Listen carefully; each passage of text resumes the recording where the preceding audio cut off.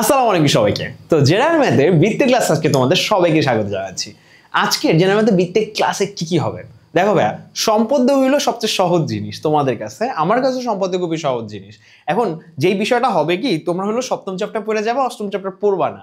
তারপরে কি সপ্তম চ্যাপ্টার থেকে তোমাদের সম্পদের একটা পার্ট ঠিকই আসবে, কিন্তু অষ্টম পার্ট থেকে ও একটা সম্পদ দিয়ে দিবে। কারণ বৃত্তের মধ্যে সম্পাদ্য উপপাদ্য দুইটাই আছে। সো তুমি যদি বৃত্ত বাদ দেওয়ার কথা এখনো চিন্তা করে থাকো, তাহলে তোমাকে বলবো আবার রিকনসিডার করো। সো বৃত্তের মধ্যে তোমার বেশি না ভাইয়া, বেশি না, তুমি যদি তিনটা সম্পাদ্য পারো তোমার আসলে কমন পড়ার চান্স সবচেয়ে বেশি। মানে তিনটার মধ্যে একটা আসবেই, আনলেস তুমি কুমিল্লা বোর্ড। ওকে, তিনটার মধ্যে তোমার একটা আসবেই, বাকিগুলো আরো বেশি ইজি। সো আমি তোমাকে প্রথমে তিনটা সম্পাদ্য শেষ করাবো, এরপরে বৃত্তের বেসিক থেকে শুরু করবো এবং লাস্ট পর্যন্ত যতদূর পর্যন্ত সৃজনশীল অবজেক্টিভ যায় সবকিছু শেষ করবো একটা ক্লাসের মাঝখানে। সো তোমাকে থাকতো একদম লাস্ট পর্যন্ত। সো প্রথমেই শুরু করে দিই আমরা পরাবৃত্ত দিয়ে। আমাদের যে আলোচনা, সে আলোচনার প্রথম যে আলোচনাটা সেটা হলো পরাবৃত্ত নিয়ে। এখন দেখো, আঁকা একটা জিনিস, লেখা আর একটা জিনিস। গত কয়েকদিন আগে আমার একটা স্টুডেন্ট আমার কাছে আসছে, সে সমস্ত কিছু আঁকতে জানে সম্পাদ্য উপপাদ্যর মধ্যে, কিন্তু ভাইয়া লিখতে পারে না, লেখার ভাষাটা সে জানে না, এই জন্য টিচাররা তার মার্কেটে দেয়। ভাইয়া এখন এই লেখার ভাষাটা শেখার জন্য তোমার একটা কাজই করা উচিত, সেটা হলো ভাইয়া মেইন বই পড়া। আমরা ম্যাক্সিমাম স্টুডেন্ট আমরা যে কাজটা করি, আমরা মেইন বই রিডিং পড়ি না, মেইন বই রিডিং পড়ি না, এবং মেইন বই রিডিং না পড়ার কারণে আমাদের কি হয়, লেখার ভাষাটা তৈরি হয় না। ফর এক্সাম্পল আমি একটা কথা বলি তোমাকে, আমি বললাম যে ধরো মনে করো আমার কাছে এটা একটা কি আছে, একটা সরল রেখা আছে বা একটা রেখা আছে, ঠিক আছে। অ্যাকচুয়ালি এটা একটা রেখাংশ, টু বি ভেরি স্পেসিফিক, এটা একটা রেখাংশ, এবং এই রেখাংশ কি করবো, এর উপরে একটা বৃত্তচাপ আঁকলাম। বৃত্তচাপ আঁকলাম। এখন কি বললাম, আমি বললাম যে এই রেখাংশের এক পাশে আমাদের একটা বৃত্ত আছে, এবং আমরা একটা বৃত্তচাপ আঁকা ট্রাই করছি। এখন বৃত্তচাপটা কোন পাশে আঁকছি, আমরা আঁকছি যেই পাশে বৃত্ত আছে তার বিপরীত পাশে বৃত্তচাপটা আঁকছি। এটা আসলে বলে দেওয়া দরকার আমাদের। আমি যদি শুধুমাত্র এইটুকু বলি যে আমি আমাদের এবি রেখাংশর একটি পাশে বা যে কোনো একটি পাশে বা এবি রেখাংশর পাশে বা এবি রেখাংশর পরে একটি বৃত্তচাপ অঙ্কন করছি, এটা লিখলে যে কথা দাঁড়ায়, এবং আমাদের যদি এইটা বলি যে এবি রেখাংশ যে পাশে বৃত্ত অবস্থিত তার বিপরীত পাশে আমরা একটা কি আঁকছি, বৃত্তচাপ অঙ্কন করছি, তখন বা দুইটি বৃত্তচাপ অঙ্কন করছি, তখন কথাটা একটু বেশি সংজ্ঞায়িত হয় না, বেশি গুছানো হয় না। এই বেশি গুছানো এবং সংজ্ঞায়িত করার ব্যাপারটা তোমাদেরকে আজকে আমি ক্লাসের মধ্যে দিয়ে দিব। সো একদম লাস্ট পর্যন্ত তোমার ক্লাসটা দিতে হবে, এবং প্রত্যেকটা জায়গায় তুমি কমেন্ট করে আমাকে লেখা দিবা যে ভাইয়া তুমি বুঝতে পারছো কি পারো নাই। অবশ্যই তোমার প্রত্যেকটা কমেন্টের অ্যান্সার আমাদের থেকে দেওয়া হবে এবং আমিও দেওয়া ট্রাই করব। সো চলো শুরু করে দিই। আমার ক্লাসটা যখন কেউ শুরু করে তার প্রথমে লিখে দিতে হয়, ধরো মনে করো তোমার নাম সৌমিক, ঠিক আছে, সৌমিক ইজ রেডি, খাতা কলম সব কিছু নিয়ে রেডি, এবং লাস্টে একটু লিখে দিও সৌমিক ইজ হিয়ার। মানে সৌমিক মানে তোমার নাম তো সৌমিক না, ধর্ম তোমার নাম হীরা ইজ হিয়ার। এতে তোমার যে কমিটমেন্ট, আমার যে 2 ঘন্টা বা 2.5 ঘন্টার যে ক্লাসটা, এটা তোমার খুব সুন্দরভাবে শেষ হবে, কারণ তুমি কমিটমেন্ট করে বসছো যে ভাইয়া বসছি আজকে 2.5 ঘন্টার আগে উঠবো না, ঠিক আছে। এই কমিটমেন্ট দিয়ে যতক্ষণ পর্যন্ত বৃত্ত শেষ না হচ্ছে, আজকে বৃত্তের 14 গোষ্ঠী উদ্ধার আমি না করছি যতক্ষণ পর্যন্ত, ততক্ষণ আমি উঠবো না। এইটাই আসলে সৌমিক ইজ হিয়ার বা হীরা ইজ হিয়ার বা Prabin is here, Pratap is here, এটা বলতেই বোঝায়। আর প্রবীণ, প্রতাপ, হীরা এরা সবাইকে আমাদের কমেন্টার, সো কমেন্ট থেকেই তাদের নামগুলো আমি দেখছি, এছাড়া তোমার নামটাও দেখবো নেক্সট ক্লাসে। তো চলো আমরা শুরু করে দিই। আমাদের প্রথম যে আলোচনা সেটা হলো পরাবৃত্ত। ভাই আমি তোমাকে বললাম 3টা চিত্র আসে, কটা চিত্র আসে, 3টা চিত্র আসে। আমাদের আসে হলো পরাবৃত্ত। পরাবৃত্ত মানে কি ভাইয়া, পরাবৃত্ত মানে কি, ত্রিভুজের 3টি শীর্ষ দিয়ে যে বৃত্তটা যায়, 3টি শীর্ষ দিয়ে, ত্রিভুজের 3টি শীর্ষ দিয়ে যায়, 3টি শীর্ষ দিয়ে যায়, তখন তাকে পরাবৃত্ত বলে। তখন তাকে আমরা কি বলি ভাইয়া, পরাবৃত্ত বলে। এবং তারপরে আসবে হলো আমাদের অন্তবৃত্ত। অন্তবৃত্ত কি, একটি ত্রিভুজের 3টি বাহুকেই ভিতর থেকে যদি স্পর্শ করে কোনো একটা, ভিতর থেকে যদি কোনো একটা মানে বৃত্ত স্পর্শ করে, একটি ত্রিভুজের 3টি বাহুকে, আবার বলতেছি, একটি ত্রিভুজের 3টি বাহুকে যদি আসলে কোনো একটি বৃত্ত স্পর্শ করে, তাকে আমরা অন্তর্বৃত্ত বলবো। 3টি বাহুকে স্পর্শ করে, মানে বিশেষ করে এইটা হলো পরাবৃত্ত। হলো পরাবৃত্তটাকে চিন্তা করে এইভাবে যে আমাদের ত্রিভুজের বাইরে থাকে, অন্তর্বৃত্তকে চিন্তা করা এইভাবে ত্রিভুজের ভিতরে থাকে। কিভাবে থাকে সেটা আসলে চিন্তা করা হয় না। সো আমি বললাম 3টি শীর্ষ দিয়ে যে বৃত্তটা গেছে সেটা পরাবৃত্ত, যদি 3টি বাহুকে স্পর্শ করে সেটা অন্তর্বৃত্ত। এরপর হলো কি আমাদের বহির্বৃত্ত কি। এখন তো অনেকে বলবা বহির্বৃত্ত না, অনেকে আসলে এই জায়গায় নিয়ে আসে ভাইয়া আমরা পরাবৃত্ত দেখলাম, অন্তর্বৃত্ত দেখলাম, এবার আমরা একটা কাজ করি ভাইয়া, অধিবৃত্ত দেখি। অধিবৃত্ত আলাদা জিনিস ভাইয়া, ঠিক আছে? সো 3 নম্বর পয়েন্ট যেটা, সেটা হলো আমাদের বহির্বৃত্ত। বহির্বৃত্ত কি? বহির্বৃত্ত হলো অবশ্যই সেটা কি করবে, বৃত্তের একটি বাহুকে, যে কোনো একটি বাহুকে স্পর্শ করবে, একটি বাহুকে স্পর্শ করবে, একটি বাহু প্লাস অপর যে দুই বাহু আছে, অপর যে দুই বাহু আছে, দুই বাহুর বর্ধিতাংশ, এই তিনটা যদি স্পর্শ করে তবে সেটাকে আমরা বহির্বৃত্ত বলবো। আবার বলি, পরবৃত্ত কোনটা, অন্তর্বৃত্ত কোনটা, বহির্বৃত্ত কোনটা, একটু ভালো করে বুঝে নাও, মাথায় নিয়ে নাও, কোথাও একটা লাগলে লিখে রাখো। শ্রমিক ভাইয়া বলছে এইটা পরবৃত্ত মানে কি, তিনটি শীর্ষ দিয়ে যায়। আমাদের অন্তর্বৃত্ত মানে কি ভাইয়া, তিনটি বাহু দিয়ে যায়, তিনটি বাহু থেকে স্পর্শ করে। বহির্বৃত্ত মানে কি ভাইয়া, বহির্বৃত্ত মানে হইলো একটি বাহুকে স্পর্শ করে এবং বাকি দুইটির বর্ধিতাংশকে স্পর্শ করে। এটাই হলো আমাদের বহির্বৃত্ত, কোনোদিন যেন না ভুলি। এবার আমি শ্রমিক ভাই বলে দিব যে এক লাইনে, এখানেই বলে দিব যে এইভাবে লিখছি না, এখানে তুমি নোট করে নিয়ে যাও যে ভাইয়া পরাবৃত্তর ক্ষেত্রে, পরাবৃত্তর ক্ষেত্রে হ্যাঁ, দুই বাহুর, যে কোনো দুই বাহুকে অন্তর দ্বিখণ্ডিত করা হয়, দ্বিখণ্ডিত করা হয়, হয় যে কোনো দুই বাহুকে সমান দুই ভাগে ভাগ করা হয়। ঠিক আছে, এটা লিখে নাও, অন্তর দ্বিখণ্ডিত করা হয়। অন্তর্বৃত্তের ক্ষেত্রে, অন্তর্বৃত্তের ক্ষেত্রে দুইটি কোণকে, দুইটি কোণকে, যে কোনো দুইটি কোণকে, হ্যাঁ কোণকে, হ্যাঁ অন্তর্বিভক্ত করা হয়।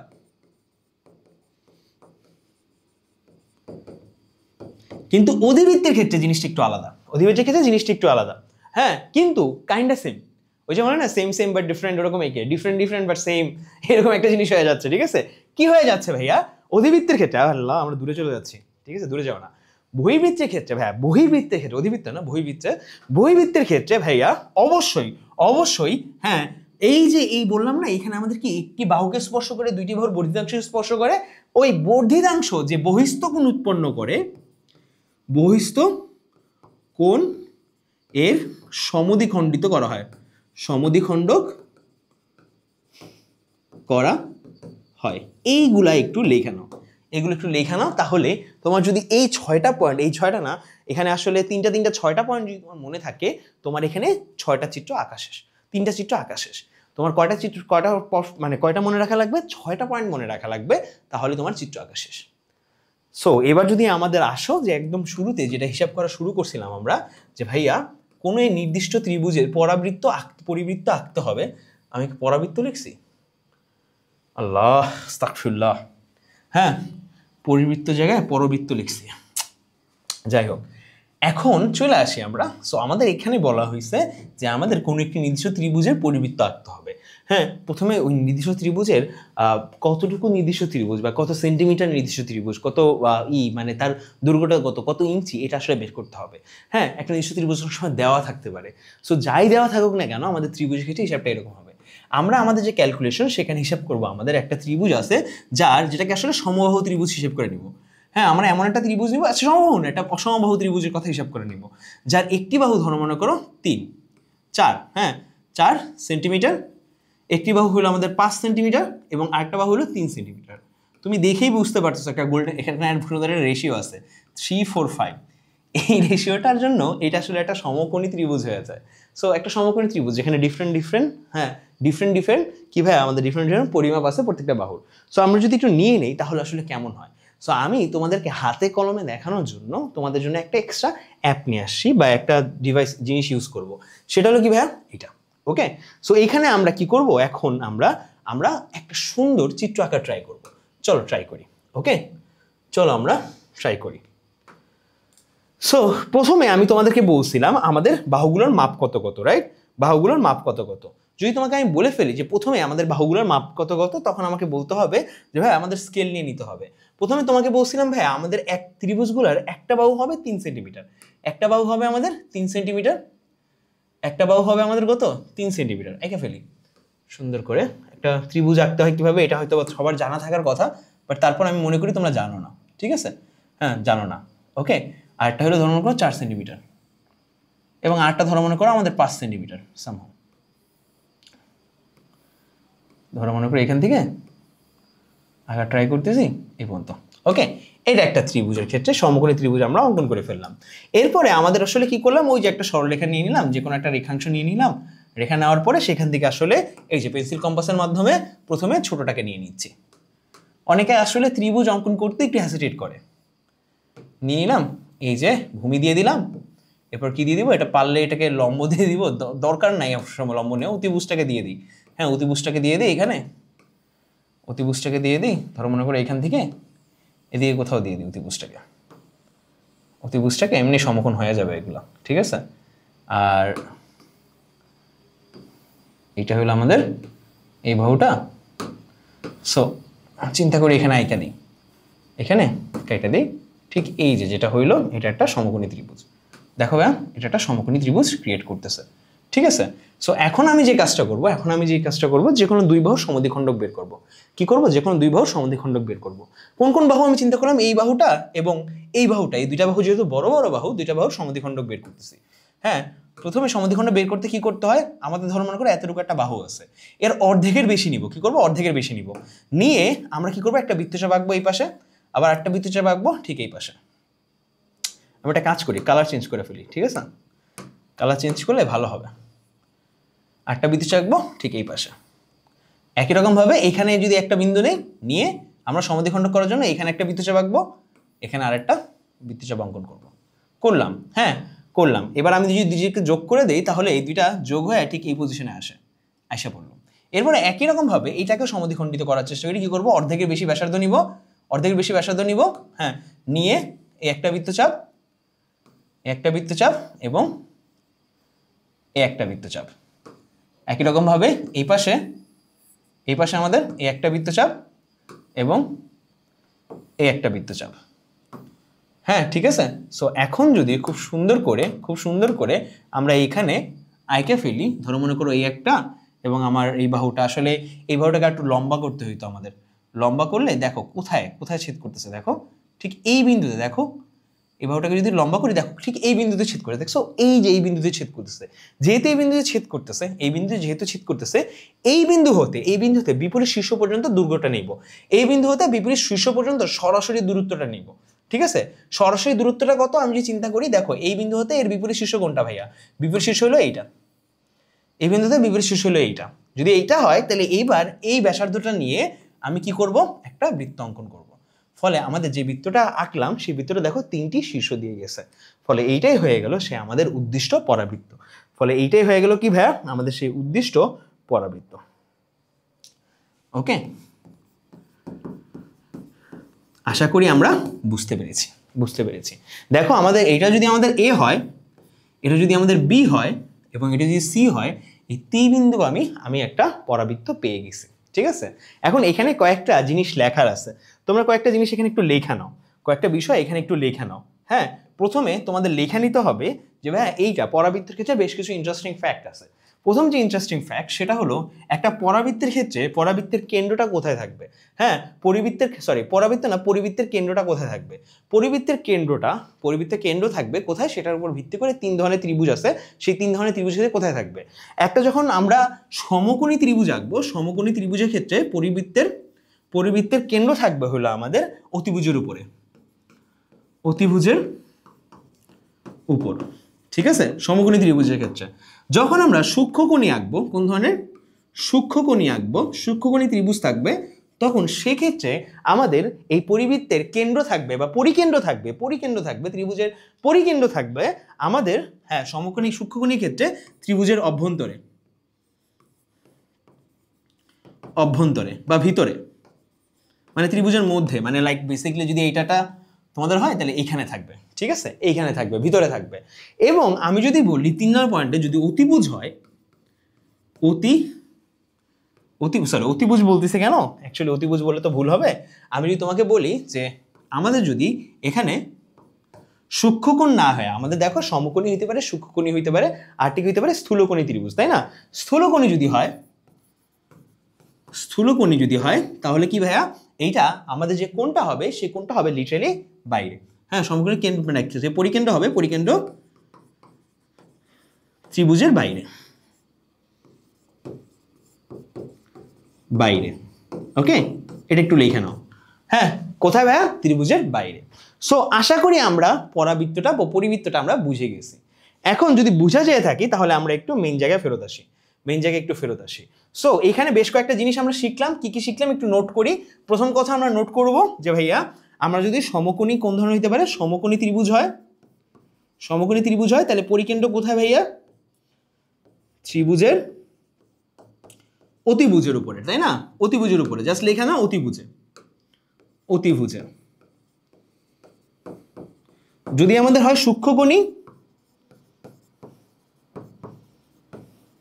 এবং তারপর যদি হয় স্থূলকোণী, হ্যাঁ সূক্ষ্মকোণীর ক্ষেত্রে কি অভ্যন্তরে, আর স্থূলকোণীর ক্ষেত্রে বাইরে। যদি তোমার সন্দেহ থাকে তাহলে অবশ্যই একে দেখো, যদি তোমার সন্দেহ থাকে তাহলে অবশ্যই তুমি একে দেখবা, খাতার মধ্যে আছে ইনশাল্লাহ একে দেখবা। ওকে, ইনশাল্লাহ একে দেখবা। সো আমরা অনেকগুলো ইনফরমেশন অলরেডি পেয়ে গেলাম, অনেকগুলো বেসিক আমাদের ক্লিয়ার হয়ে গেল। ওকে, এরপরে আমাদের কোথায় যাবো ভাইয়া? আমাদের পরিবৃত্ত শেষ, এবার কি যেতে হবে? অন্তর্বৃত্ততে যেতে হবে। কি বলছিলাম ভাইয়া? অন্তর্বৃত্ততে আমরা যখন যাব তখন কি হবে? এখন তোমাকে তার আগে একটু লেখার নিয়মটা দেখে নিই, লেখার নিয়মটা দেখে নিই। এখানে দেখো লেখা শুরু হয়, আমরা যখন সম্পাদ্য লিখবো বিশেষ নির্বাচন দিয়ে লেখা শুরু হয়। হ্যাঁ, বিশেষ নির্বাচন বলি আমরা, আসলে এখানে নির্বাচন লেখা, হ্যাঁ নির্বাচন হবে, ঠিক আছে? উচ্চারণটা দেখো, বিশেষ অনেকে নির্বাচন বলে। আমি আমার লাইফের আমি যখন আসলে তোমাদের পড়াইতে আসছি তখন একদিন খেয়াল করছি এখানে নির্বাচন না বরং এখানে নির্বাচন লেখা থাকে, ঠিক আছে? সো এই জিনিসটা একটু আমরা মাথায় রাখবো। ওকে, মাথায় রাখবো। সো বিশেষ নির্বাচনে বেসিক্যালি তোমার সমস্যাটা কি, তুমি কি আঁকতে চাচ্ছ, কি করবা, এই জিনিসটা বলতে বলে। হ্যাঁ, কিভাবে? দেখো ভাইয়া, আমাদের মনে করি এবিসি ত্রিভুজ, পরাবৃত্ত আঁকতে হবে, অর্থাৎ এমন একটি বৃত্ত আঁকতে হবে যা ত্রিভুজের 3টি শীর্ষ দিয়ে যায়, যেটা আসলে বেসিক্যালি পরাবৃত্ত বা পরিবৃত্ত যেটা বলছো তুমি, যেটা আসলে পরিবৃত্তকে বুঝায়, ঠিক আছে? পরিবৃত্ত কি জিনিস ভাইয়া? একটা ত্রিভুজের 3টি শীর্ষ দিয়ে যায় এমন একটা বৃত্ত। ওকে, সো আমাদের এবিসি ত্রিভুজ দেওয়া আছে, সেই ত্রিভুজের 3টি শীর্ষ দিয়ে যদি কোনো একটা বৃত্ত যায় তখন আসলে ওটা হবে পরিবৃত্ত এবিসির উপরে। তারপরে কি আমরা অঙ্কনের বিবরণে যখন যাব আমরা অলওয়েজ অনেকে কি করি ডাইরেক্ট বিবরণটা লিখে দিই, ডাইরেক্ট বিবরণটা লিখে দিই। হ্যাঁ, মনে রাখবা তোমাকে ডাইরেক্ট বিবরণ লেখার জন্য পয়েন্ট করা ভালো, পয়েন্ট করা is always a good idea. কারণ কি এতে এক্সপ্লেনেশন তোমার কম করা লাগে।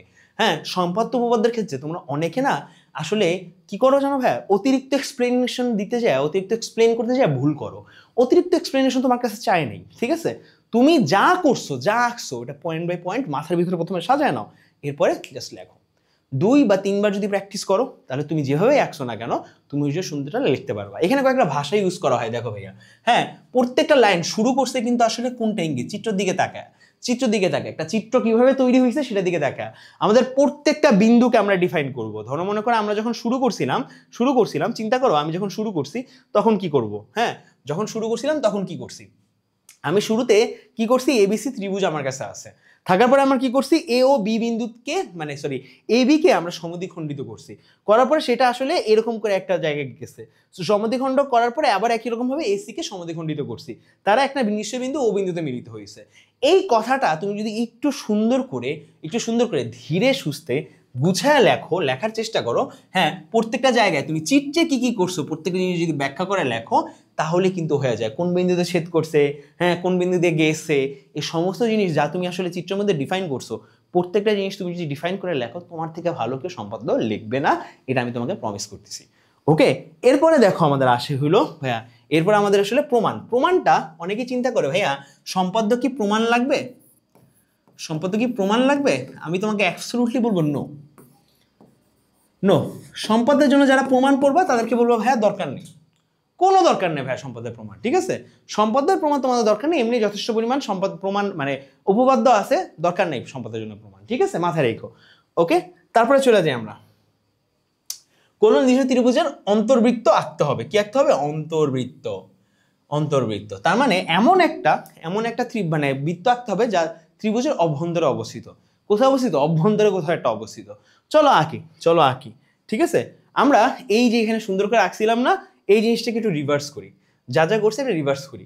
আমরা চিন্তা করি আমাদের এইটা দেওয়া আছে, আমরা চিন্তা করি আমাদের এই চিত্রটা দেওয়া আছে, ঠিক আছে? এটা দেওয়া আছে আমাদের মতো সুন্দর করে দেওয়া আছে, আমাদের ভালো চিত্র, এই চিত্রটাই দেওয়া আছে, এটা একটা এবিসি ত্রিভুজ, এটা দেওয়া আছে। সো আমরা কি করব?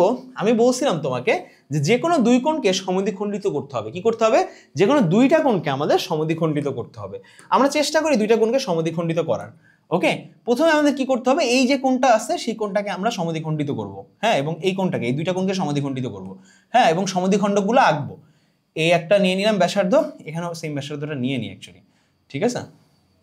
মনে রাখবা কোণ যত বড় হবে তোমার তত বেশি স্মুথ হবে জিনিসটা, এইটা তত বেশি স্মুথ হবে তোমার জন্য, কোণ যত বড় হবে, ঠিক আছে। এরপরে অর্ধেকের বেশি নিব, অর্ধেকের ভিতরে যাবে, অর্ধেকের বেশি নিব এবং একে সমদ্বিখণ্ডক করা ট্রাই করব, এদিকে একটা এবং এখানে একটা, ঠিক আছে। কোণ বড় হওয়া ভালো, এই ক্ষেত্রে কোণটা বড় হওয়া ভালো, কিন্তু আবার বলতেছি কোণটা বড় হওয়া ভালো, ঠিক আছে। আমাদের এখানে দেখো কোণটা কিন্তু ছোট হয়ে যাচ্ছে, কোণটা কিন্তু ছোট হয়ে যাচ্ছে, হ্যাঁ, এটা একটা প্রবলেমের সৃষ্টি করবে, প্রবলেমে ক্রিয়েট করবে, ওকে, যেটা অ্যাকচুয়ালি দেখি সলভ করতে পারি কিনা, সুন্দর ভাষায় সলভ করা ট্রাই করবো, ওকে। সো বেসিকলি আমাদের প্রথমে যে জিনিসটা পাইলাম সেটা হলো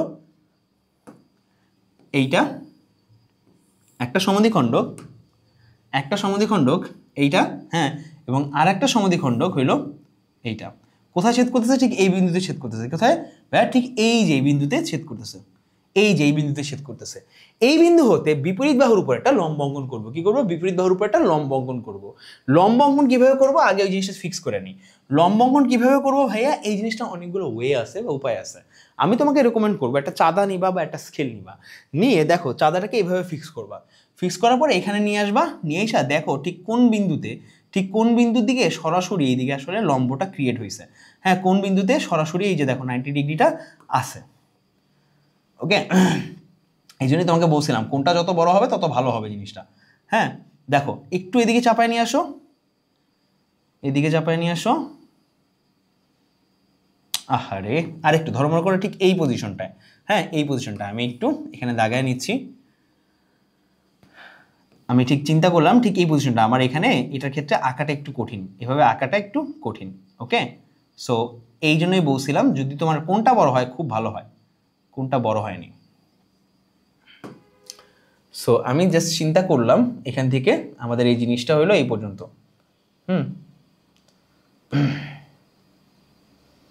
না হবে না এটাতে,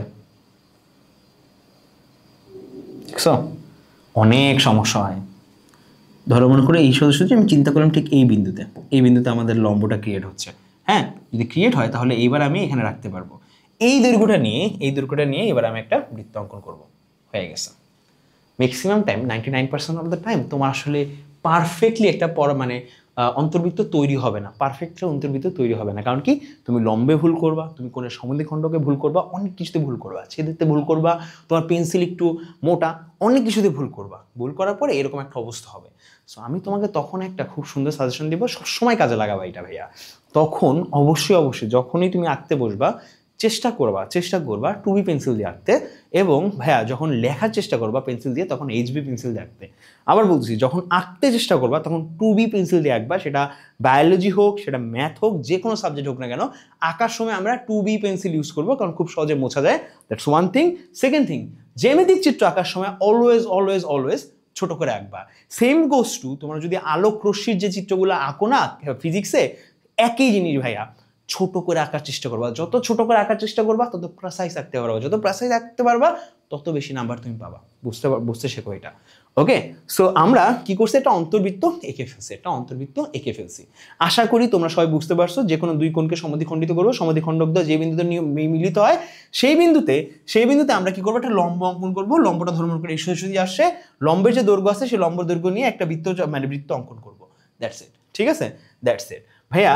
আশা করি তুমি বুঝতে পারছো, আমার মেলে নেই কেন কি ভাইয়া, এখানে আসলে এই ডিভাইস দ্বারা এত বেশি আর অ্যাকুরেটলি, এর থেকে বেশি অ্যাকুরেটলি আঁকা যায় না, ওকে।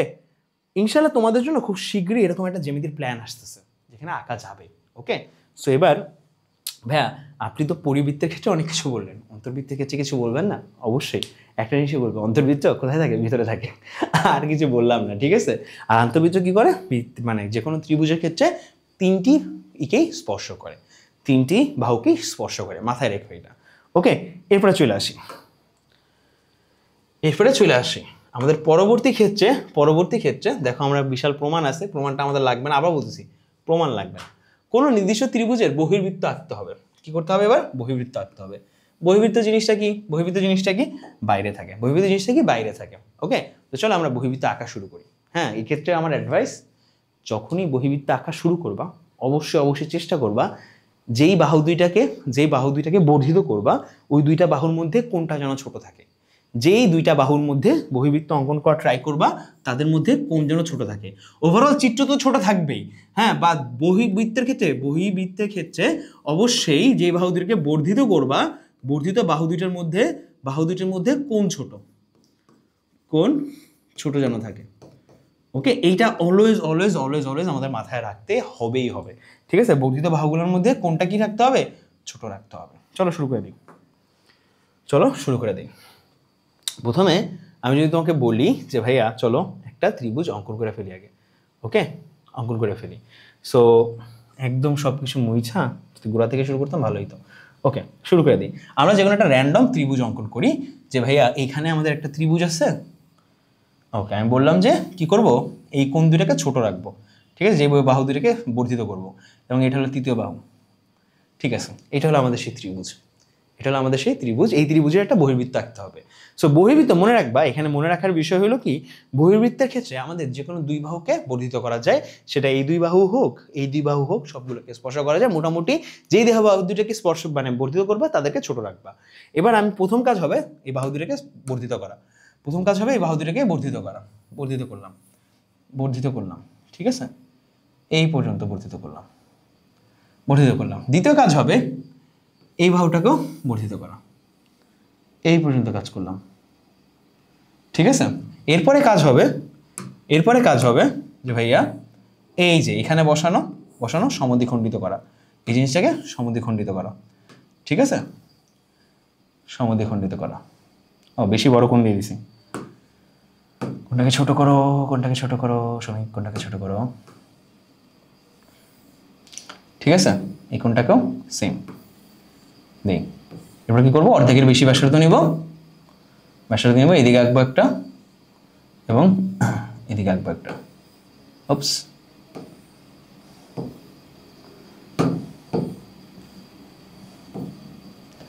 এদিকে আঁকবো একটা। ওকে,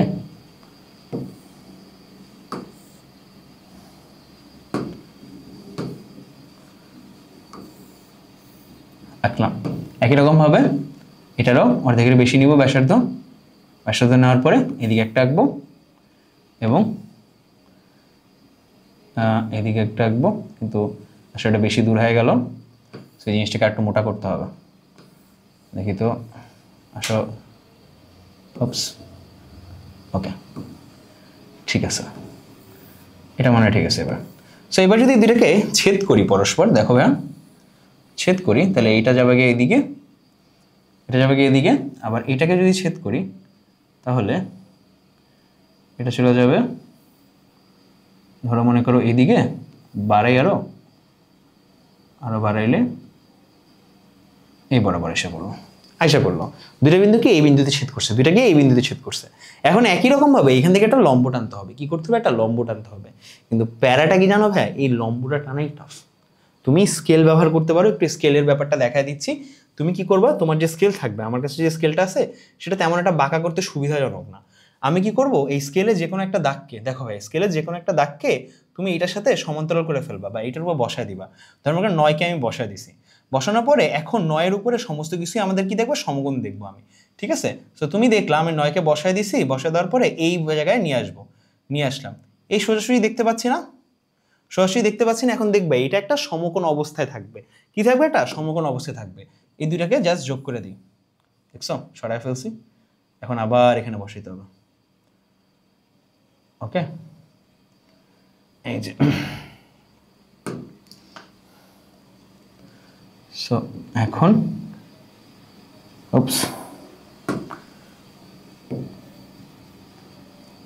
আমেন। দেখো, আচ্ছা আমি একটু জাস্ট এখানে দাগ দিয়ে দিই না। ওকে, না হয়নি।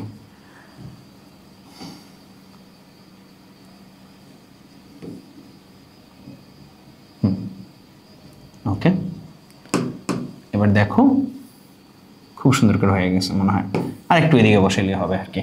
ঠিক আছে, তো চলো এবার যদি আমরা হিসাব করে দেখি জিনিসটাকে, ধরো মনে করো এই বিন্দুতে আর এখানে ধরো মনে করো এদিক থেকে আমরা ধরো মনে করো এখানে বা কাছাকাছি যদি একটা নেই, তাহলে দেখো এমন একটা বৃত্ত অঙ্কন করা হয়েছে যে বৃত্তটা একটা বাহুকে, বৃত্তের একটা বাহুকে দেখো ভাইয়া ত্রিভুজের একটা বাহুকে স্পর্শ করে এবং বাকি দুটির বর্ধিতাংশকে স্পর্শ করছে, ফলে এইটাই হয়ে গেছে আমাদের সেই বহির্বৃত্ত। তোমাদের এই প্রত্যেকটা জিনিস সুন্দর করে আঁকা দেখানো হবে। সো আমাদের এই চ্যাপ্টারে কি কি হয়ে গেল ভাইয়া, কি কি হয়ে গেল ভাইয়া? পরাবৃত্ত হয়ে গেল, পরিবৃত্ত হয়ে গেল, অন্তর্বৃত্ত হয়ে গেল, বহির্বৃত্ত হয়ে গেল। এখন বহির্বৃত্তের ক্ষেত্রে কয়েকটা ইনফরমেশন আছে, যে ইনফরমেশনগুলো তোমাদের জানা দরকার। প্রথমে যে ইনফরমেশনটা তোমাকে জানাবো সেটা হলো আমাদের একটা বৃত্তের সর্বোচ্চ কয়টি বহির্বৃত্ত আঁকা যায় ভাইয়া? 3টি। কয়টি? 3টি। হ্যাঁ, 3টি বহির্বৃত্ত আঁকা যায়। 3টি বহির্বৃত্ত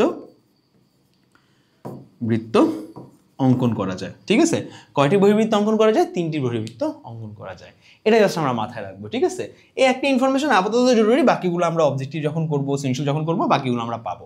ওকে, একসাথে সমস্ত কিছু তোমার মাথার উপর দিব না, প্যারা খাওয়া না। ওকে ভাইয়া, চলো সামনে যাই।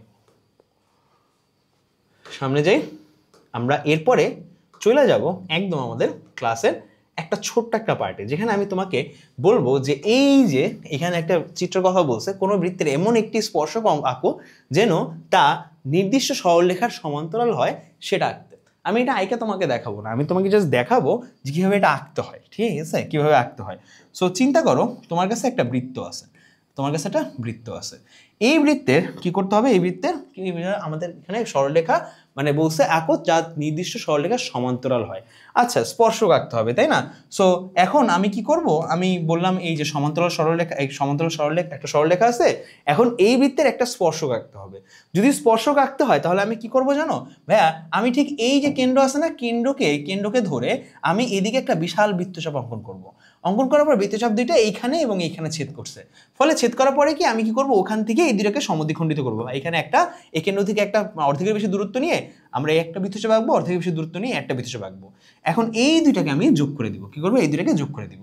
যোগ করার পরে ঠিক এই যে পজিশন আসছে, এটা কি বৃত্তের ছেদবিন্দু না? বৃত্তের কি ছেদবিন্দু না? ছেদবিন্দু তো, রাইট? বা ছেদ না, সরি, যেটাকে আমি বলবো স্পর্শবিন্দু। ঠিক আছে, এই স্পর্শবিন্দুতে আমরা একটা সরলরেখা অঙ্কন করবো। কি করবো? আমি একটা সরলরেখা না, লম্ব অঙ্কন করবো। কিভাবে লম্ব অঙ্কন করা যায়? ওই যে এদিকে দিব, দেওয়ার পরে এখানে একটা আঁকবো, এখানে একটা আঁকবো, ফলে আমাদের এখানে একটা আসবে, এখানে একটা আসবে, ফলে আমাদের একটা সরলরেখা অঙ্কন হয়ে যাবে। এই সরলরেখাটাকে আমি পিছনের দিকে বর্ধিত করব, ফলে আমাদের এইটা সমান্তরাল একটা সরলরেখা পাওয়া যাবে। ঠিক আছে, খুব সহজে বুঝাইলাম। হ্যাঁ, আশা করি তুমি এটা আঁকতে পারবে। এটা তোমার জন্য হোমওয়ার্ক থাকলে এই টাস্কটা তুমি আসলে আমার জন্য, সমীম ভাইয়ের জন্য করবা। ওকে, সমীম ভাইয়ের জন্য করবা। যদি লাগে হেল্প আমি করবো, সমস্যা নেই। ওকে, পরেরটাই যাই আমরা।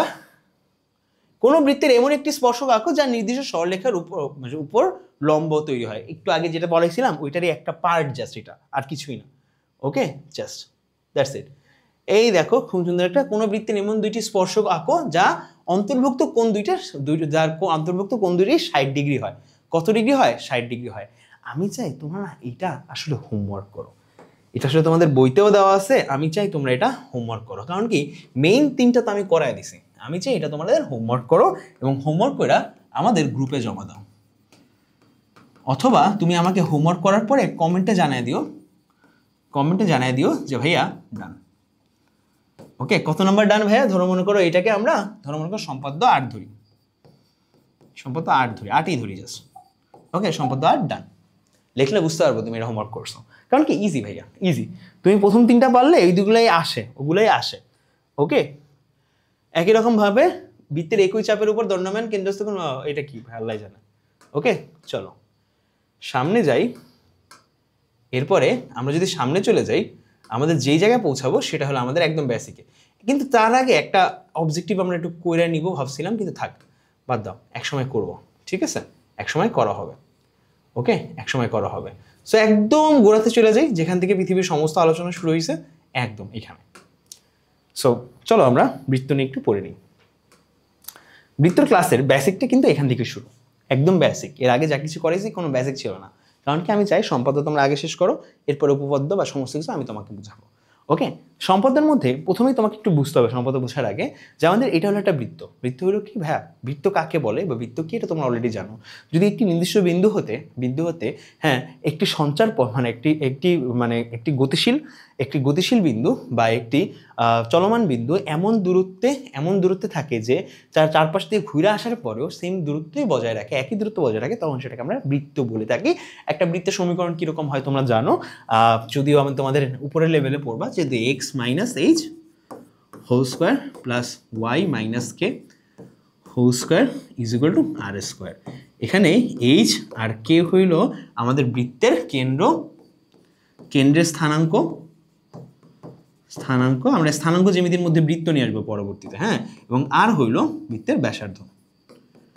ঠিক আছে, এখন বৃত্তের ব্যাসার্ধ জিনিসটা কি, বৃত্তের কেন্দ্র হতে পরিধি পর্যন্ত দূরত্বটাকে বৃত্তের ব্যাসার্ধ বা রেডিয়াস, যেটাকে আমরা আর দ্বারা প্রকাশ করে থাকি। ঠিক আছে, এবার আমরা বৃত্ত কলা সম্পর্কে একটু পড়ি ভাইয়া। যদি আমরা দুইটি বৃত্তর ব্যাসার্ধ অঙ্কন করি এইভাবে, তাহলে একটা নির্দিষ্ট অঞ্চল এটা দ্বারা আটকায় গেছে, এখানে বন্দী হয়ে গেছে। এই অঞ্চলটাকে আমরা সেক্টর বা বৃত্তর কলা বলি। ঠিক আছে, এবং আর্ক বা বৃত্তচাপ হলো কি, দেখো ভাইয়া আমাদের এই যে বৃত্তের দুইটি নির্দিষ্ট পরিধির উপরে যে কোনো দুইটা বিন্দু, যদি আমাদের এটা এ হয়, এটা যদি বি হয়, পরিধির উপরে যে কোনো দুইটা বিন্দুর মধ্যবর্তী যে জায়গাটা আসলে দখল হয়েছে, যে আর্কটা গঠিত হয়েছে, এটাকে আমরা বৃত্তচাপ বলবো। কি বলবো আমরা? বৃত্তচাপ বলবো। একই রকম ভাবে সার্কামফারেন্স বলতে এক্স্যাক্টলি বুঝবো আমরা, সার্কামফারেন্স হলো আপনাদের পরিধি। এই বৃত্তের চারপাশে যে অংশটা চলমান যে বিন্দুটা যে অঞ্চলটা তৈরি করছে না, মানে যে রেখাটা তৈরি করছে, ওটাকে আমরা পরিধি বলে থাকি। ঠিক আছে, এবার কর্ড বা জ্যা মানে কি, এই যে এটা হলো আমাদের জ্যা কি বৃত্তের জ্যা হলো কি বৃত্তের যে কোনো দুইটি বিন্দুর সংযোগ করলে, সংযোজিত হইলে কোনো একটা সরলরেখার মাধ্যমে বা কোনো একটা রেখাংশের মাধ্যমে, তখন সেটাকে আমরা কি বলি? জ্যা বলি। ঠিক আছে, সো বৃহত্তম জ্যা হইলো আমাদের ব্যাস হইলো আমাদের বৃহত্তম জ্যা, ব্যাসের অর্ধেক হইলো আমাদের ব্যাসার্ধ। এই সমস্ত জিনিসপত্র আমরা জানি, হ্যাঁ, এই সমস্ত জিনিস আমরা জানি। আর বৃত্তের একটি নির্দিষ্ট অংশকে বৃত্তাংশ বলে। দেখো ভাই, এইটা হলো বৃত্তের একটা সেগমেন্ট, এটা হলো বৃত্তের আরেকটা সেগমেন্ট। হ্যাঁ, এইটুকু কি হয়েছে, একটা কি দেয়া জ্যার কারণে তৈরি হয়ে গেছে। ওকে, সো চলো আমরা একটু সামনে চলে যাই। এরপর আমরা বৃত্তচাপ কি, উপচাপ কি, অধিচাপ কি, এগুলো তো বোঝার আছে। তো প্রথমে একটু শুরু করি ভাইয়া, বৃত্তচাপ জিনিসটা কি। আমি তোমাকে বলছিলাম বৃত্তের উপরে যে কোনো দুইটা বিন্দু যদি থাকে, এই দুইটা বিন্দু আমাদের কি করে, একটা আর্ক গঠন করে। এই যে আর্ক মানে বাঁকানো অংশ, সোজা কথা আর্ক বলতে বাঁকানো অংশ বোঝে। এই বাঁকানো অংশটাকে একটি চাপ বলা হয়, এই বাঁকানো অংশ এবং এই একটা বাঁকানো অংশ। সো বৃত্তের উপরে অবস্থিত যে কোনো দুইটা বিন্দু এরকম আর্ক তৈরি করে। সো এরকম আর্ক দুই ধরনের হইতে পারে, হ্যাঁ, এবং বৃত্তের উপরে এই দুই ধরনের আর্ককে আমরা একটাকে বলি বড় আর্ক, যেটাকে আমরা অধিচাপ বলে থাকি, একটা হলো ছোট আর্ক, যেটাকে আমরা উপচাপ বলে থাকি। এটা হলো আমাদের বড় আর্ক, এটা হলো আমাদের ছোট আর্ক। এখন এইটা নিয়ে অনেক বেশি আলোচনা আছে যে আসলে বড় আর্ক কি, ছোট আর্ক কি, এগুলো আসলে আলোচনা আমাদের করা যাবে। সো উপচাপ বলতে বেসিক্যালি কি বোঝায়, ছোট যে চাপটা থাকে সেটাকে আমাদের উপচাপ বলবো, বড় যে চাপটা থাকে বা এই যে ছোট যে অংশটা থাকে আর্কের, সেটা হলো আমাদের কি বলবো, আমাদের ওটাকে উপচাপ বলবো। বড় যে চাপটা থাকে সেটাকে আমরা অধিচাপ বলে ফেলবো। এখন এখান থেকে তোমাদের অবজেক্টিভ শুরু হবে ভাইয়া। হ্যাঁ, প্রথম কোশ্চেন, কোন বৃত্তের উপচাপের অন্তর্ভুক্ত কোন ধরনের কোণ? বৃত্তের উপচাপের অন্তর্ভুক্ত কোন ধরনের কোণ? এবার তোমাকে একটু বুঝাই। আমাদের এই বৃত্ত আছে, হ্যাঁ, এটা হলো আমাদের কেন্দ্র, এইটা হলো আমাদের এবি, ঠিক আছে, এবি, আর এইটাও আমাদের এবি। সো আমাদের এইটা হইলো আমাদের একটা বৃত্তস্থ কোণ। ঠিক আছে, বৃত্তস্থ কোণ। সো এইটা হলো আমাদের একটা এটা হলো আমাদের কেন্দ্রস্থ কোণ, এটা কি আমাদের কেন্দ্রস্থ কোণ, এটা হলো আমাদের একটা বৃত্তস্থ কোণ, এবং এইটা আর একটা বৃত্তস্থ কোণ। ঠিক আছে, সো আমি তোমাকে যদি জিজ্ঞেস করি যে ভাই এটা যদি আমাদের এ সিডি হয়, এটা যদি এ ইবি হয়, কোনটা বড়, এই কোণটা বড় নাকি এই কোণটা বড়? তোমাকে বলবা যে ভাইয়া তোমাকে এই যে কোণটা, এটা হলো তো আমাদের বৃত্তস্থ কোণ, এটা হলো আমাদের এটা হলো কেন্দ্রস্থ কোণ, আর এগুলো হলো বৃত্তস্থ কোণ।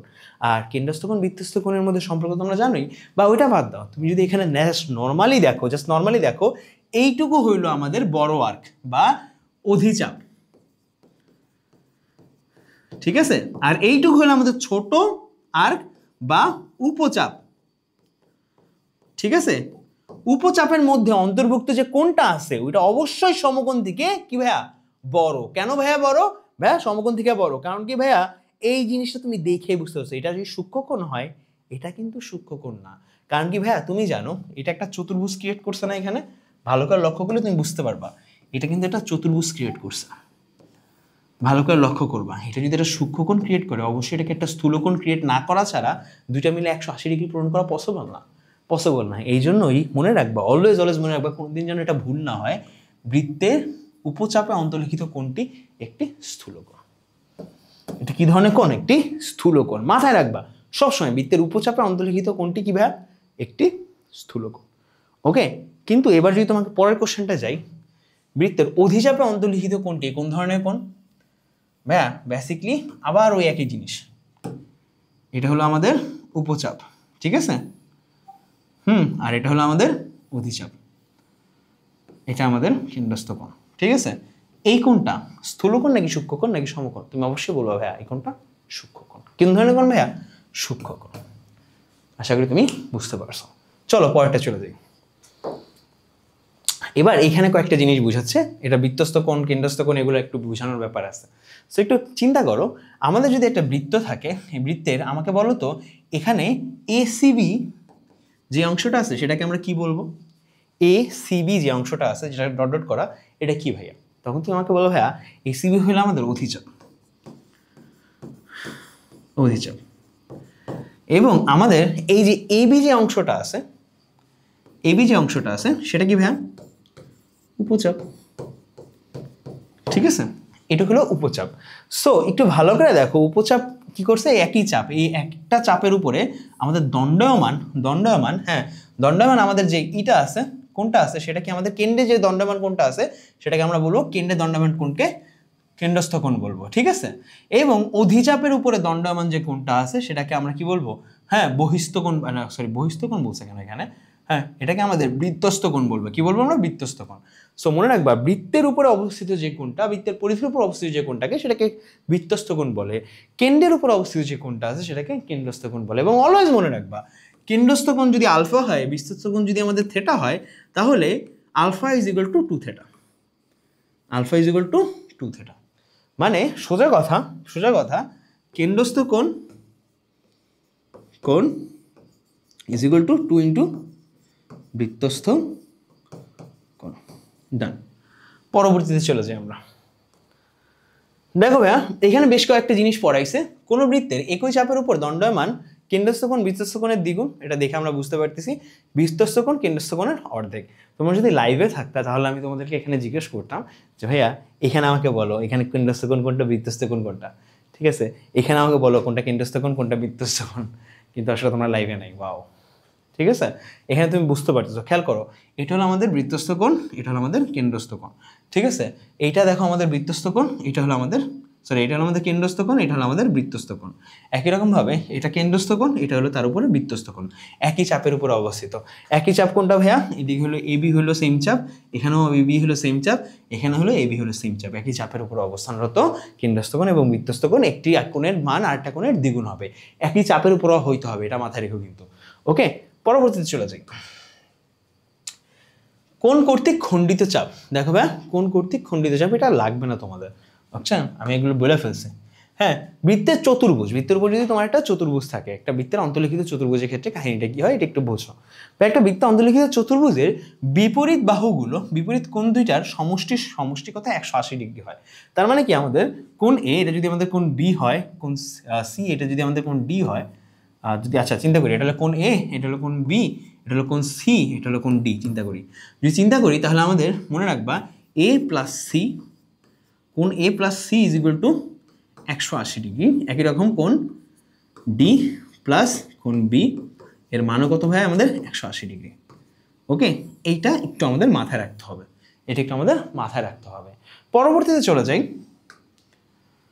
এখানে ভালো করে একটা জিনিস দেখো যে আমাকে বলছে বৃত্তের ছেদক ও স্পর্শক কোনটা। এখানে দেখো আমাদের এই বৃত্তটাকে, এই যে সরলরেখাটা বা রেখাটা আমাদের কিন্তু স্পর্শ করে নেই। এইখানে খ নাম্বারটা দেখো, এখানে কি করছে, বৃত্তের উপরে তার দুইটা ছেদাংশ বা স্পর্শবিন্দু আছে। মনে রাখবা, কোন একটা সরলরেখার যদি একটার বেশি স্পর্শবিন্দু থাকে, ওই জিনিসটা আসলে ছেদক, মানে ওই জিনিসটা আসলে স্পর্শক না, বরং ছেদক হয়ে যায়। একই রকম ভাবে একটা বৃত্তের পরিধিকে যদি ঠিক একটা বিন্দুতে স্পর্শ করে কোনো কিছু, সেটা হলো ওই বৃত্তের স্পর্শক। এখানে ঠিক বোঝা যাচ্ছে না, কিন্তু একটা বিন্দুতেই কিন্তু স্পর্শ করছে, মাথায় রেখো। ওকে, পরবর্তীতে চলে যাই আমরা। এইখানে আমাদের উপপাদ্যগুলো শুরু হয়। আমাদের উপপাদ্যগুলো কিভাবে লিখবো, কোন কোন উপপাদ্য আমাদের পড়া লাগবে, সব কিছুই পড়বো। একটু বোরিং হয়ে যাবে, কিন্তু আমি চেষ্টা করবো এখানে একটু মজা করে পড়াইতে। সো এখানে খেয়াল করো, বৃত্তের কেন্দ্র ও ব্যাস ভিন্ন কোনো জ্যায়ের মধ্যবিন্দুর সংযোজক রেখাংশ ওই জ্যায়ের উপরে লম্ব, ওই জ্যায়ের উপরে লম্ব। মানে বেসিক্যালি বলছে, আমাদের যদি একটি বৃত্ত থাকে, আমাদের কাছে যদি একটি বৃত্ত থাকে, হ্যাঁ, এবং এই বৃত্তের কেন্দ্র দিয়ে যায় নাই, কিন্তু কেন্দ্র দিয়ে যায় নাই, তার মানে ওটা ব্যাস না। হ্যাঁ, ব্যাস না এমন একটি জ্যা যদি আমাদের ও কেন্দ্র বিশিষ্ট বৃত্ত হয়, হ্যাঁ, আমাদের একটি বিসি নামক যদি আমাদের কি থাকে ভাইয়া, বিসি নামক যদি আমাদের একটা, এটাকে আমরা বলবো ধরো মনে করো আমাদের ধরো মনে করো বিসি নামক একটা কি আছে, আমাদের একটা সুন্দর ব্যাস ভিন্ন জ্যা আছে। সো এখন আমাকে বলছে, যদি আমি কেন্দ্র থেকে এর উপর লম্ব অঙ্কন করি, দেখো ভাইয়া, কেন্দ্র থেকে ব্যাস ভিন্ন, বৃত্তের কেন্দ্র এবং ব্যাস ভিন্ন কোনো একটি জ্যায়ের মধ্যবিন্দু সংযোগ রেখাংশ, মানে এবং বি এবং সি এর মধ্যবিন্দু ধরো মনে করো ডি, কেন্দ্র হতে এই যে সংযোগ রেখাংশ আঁকলাম ডিতে। হ্যাঁ, বলছে আমাদের এই যে কোণটা, আমাদের এখানে যে কোণটা ক্রিয়েট হয়েছে, এটা আমাদের 90 ডিগ্রি বা এক সমকোণ প্রমাণ করতে হবে। যদি প্রমাণ করতে যাই তাহলে আমাদের কয়েকটা কাজ করা লাগবে, সিরিজ অফ থিংস। প্রথম যে কাজটা করতে হবে সেটা হলো আমাদের স্বীকার করে নিতে হবে কি কি বলছে এখানে।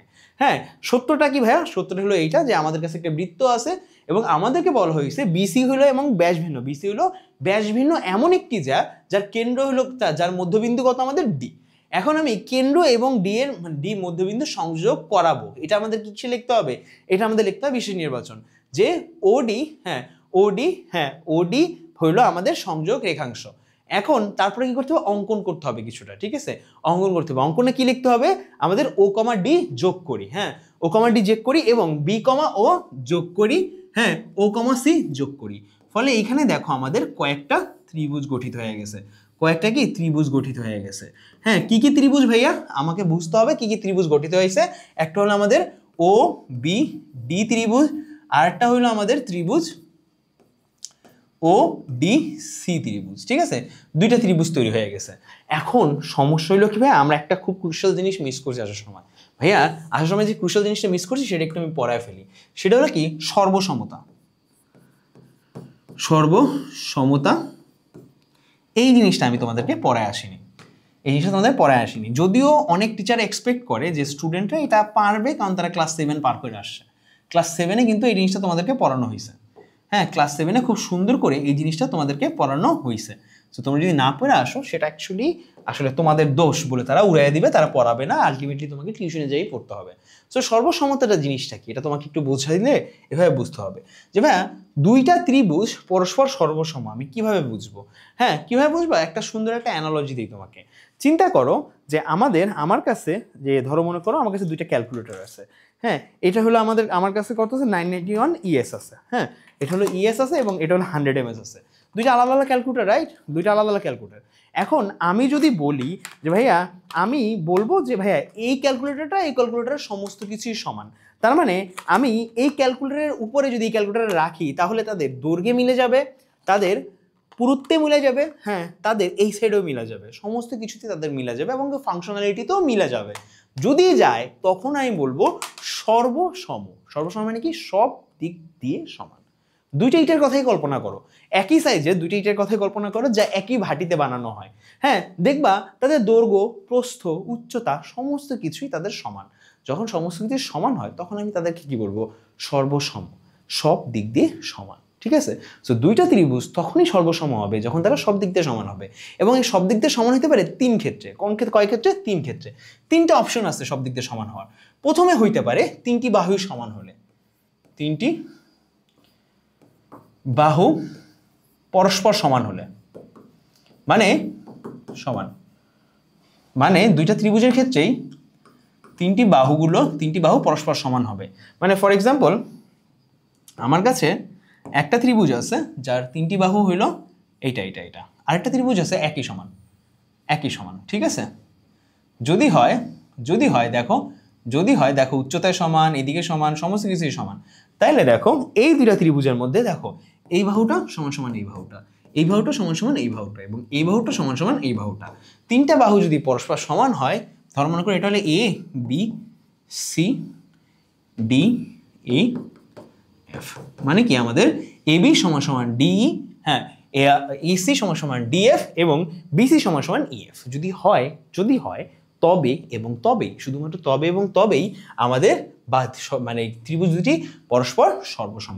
তার মানে ত্রিভুজ তখন লিখবো ত্রিভুজ এবিসি ইজ ইকুয়াল টু, এই যে এই চিহ্নটা এটা হলো সর্বসম চিহ্ন, ইজ ইকুয়াল টু এই যে সমান সমান দিয়ে তারপরে একটি গুগলি কিছু একটা, হ্যাঁ সেটা হলো ত্রিভুজ ডি ই এফ। সুন্দর করে লিখে দিতে পারবো। এখন 2 নম্বরটা দেখো, তিনটি বাহু পরস্পর সমান হইলে, হ্যাঁ তিনটি বাহু যদি পরস্পর সমান হয় তখন আমাদের কি হয় ভাইয়া, ওইটা কি হবে, ওইটা কি হয় আমাদের সর্বসম। ঠিক আছে, এই দুইটা ত্রিভুজ সর্বসম। এরপরে কি ভাইয়া, দুইটি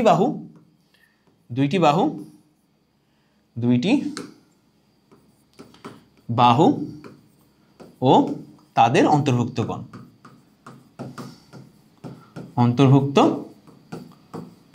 কোণ, যদি দুইটি বাহু এবং তাদের অন্তর্ভুক্ত কোণ হ্যাঁ পরস্পর সমান হয় তবে তাদেরকে, সেই দুইটা ত্রিভুজকে আমরা কি বলতে পারবো ভাইয়া, সর্বসম বলতে পারবো। কিভাবে ভাইয়া, আমি এখানে একটু মুছলে তুমি বুঝতে পারবা।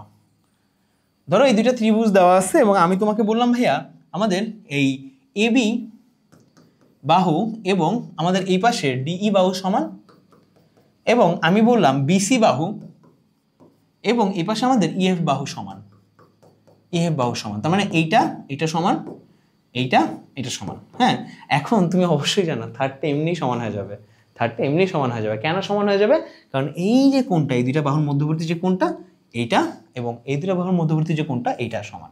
এখন তুমি জানো কোণ আর বাহুর সম্পর্ক, তুমি জানো তো, কোণ যত বড় হবে বাহু বিপরীত বাহু তত বড় হবে, কোণ যত ছোট হবে তার বিপরীত বাহু তত ছোট হবে। তার মানে দুইটা কোণই যখন সমান হয়ে গেল তার মানে এই বিপরীত বাহু দুইটাও পরস্পর সমান হয়ে গেল বেসিক্যালি। তার মানে আমরা পাওয়া যাব, যদি আমাদের কোণ এবিসি ইজ ইকুয়াল টু কোণ ডিই এফ হয় তাহলে আমি বলতে পারবো এই দুইটা ত্রিভুজ পরস্পর সর্বসম। আশা করি বুঝতে পারছো। হ্যাঁ সো এরপরে এই দুইটা হয়ে গেল, এবার 3 নাম্বারটা চলে যায়। 3 নাম্বার পয়েন্টটা কি ভাইয়া, 3 নাম্বার পয়েন্টটা খুবই ইজি, যে ভাইয়া দুইটি কোণ ও তাদের অন্তর্ভুক্ত, দুইটি কোণ তাদের অন্তর্ভুক্ত বা মাঝখানে থাকা বা যেটাকে অনেকে বলে সন্নিহিত, হ্যাঁ ও তাদের মধ্যবর্তী বাহু, জাস্ট আমি লিখলাম দুইটি কোণ এবং তাদের মধ্যবর্তী বাহু সমান হলে। হ্যাঁ কিভাবে ভাইয়া, এই যে এখান থেকেই চিন্তা করতে বলি তোমাকে, এখান থেকেই চিন্তা করো। আমাদের এই কোণটা আর এই কোণটা সমান, দুইটা কোণ সমান তাই না, এখন কোণের উপর তো বাহুর দৈর্ঘ্য নির্ভরশীল তাই না, তার মানে এই কোণটা আর এই কোণটা সমান হয় মানে কি, এই কোণটা এবং এই কোণটা সমান, ঠিক আছে, এবং এই কোণটা এবং এই কোণটা সমান, ঠিক আছে।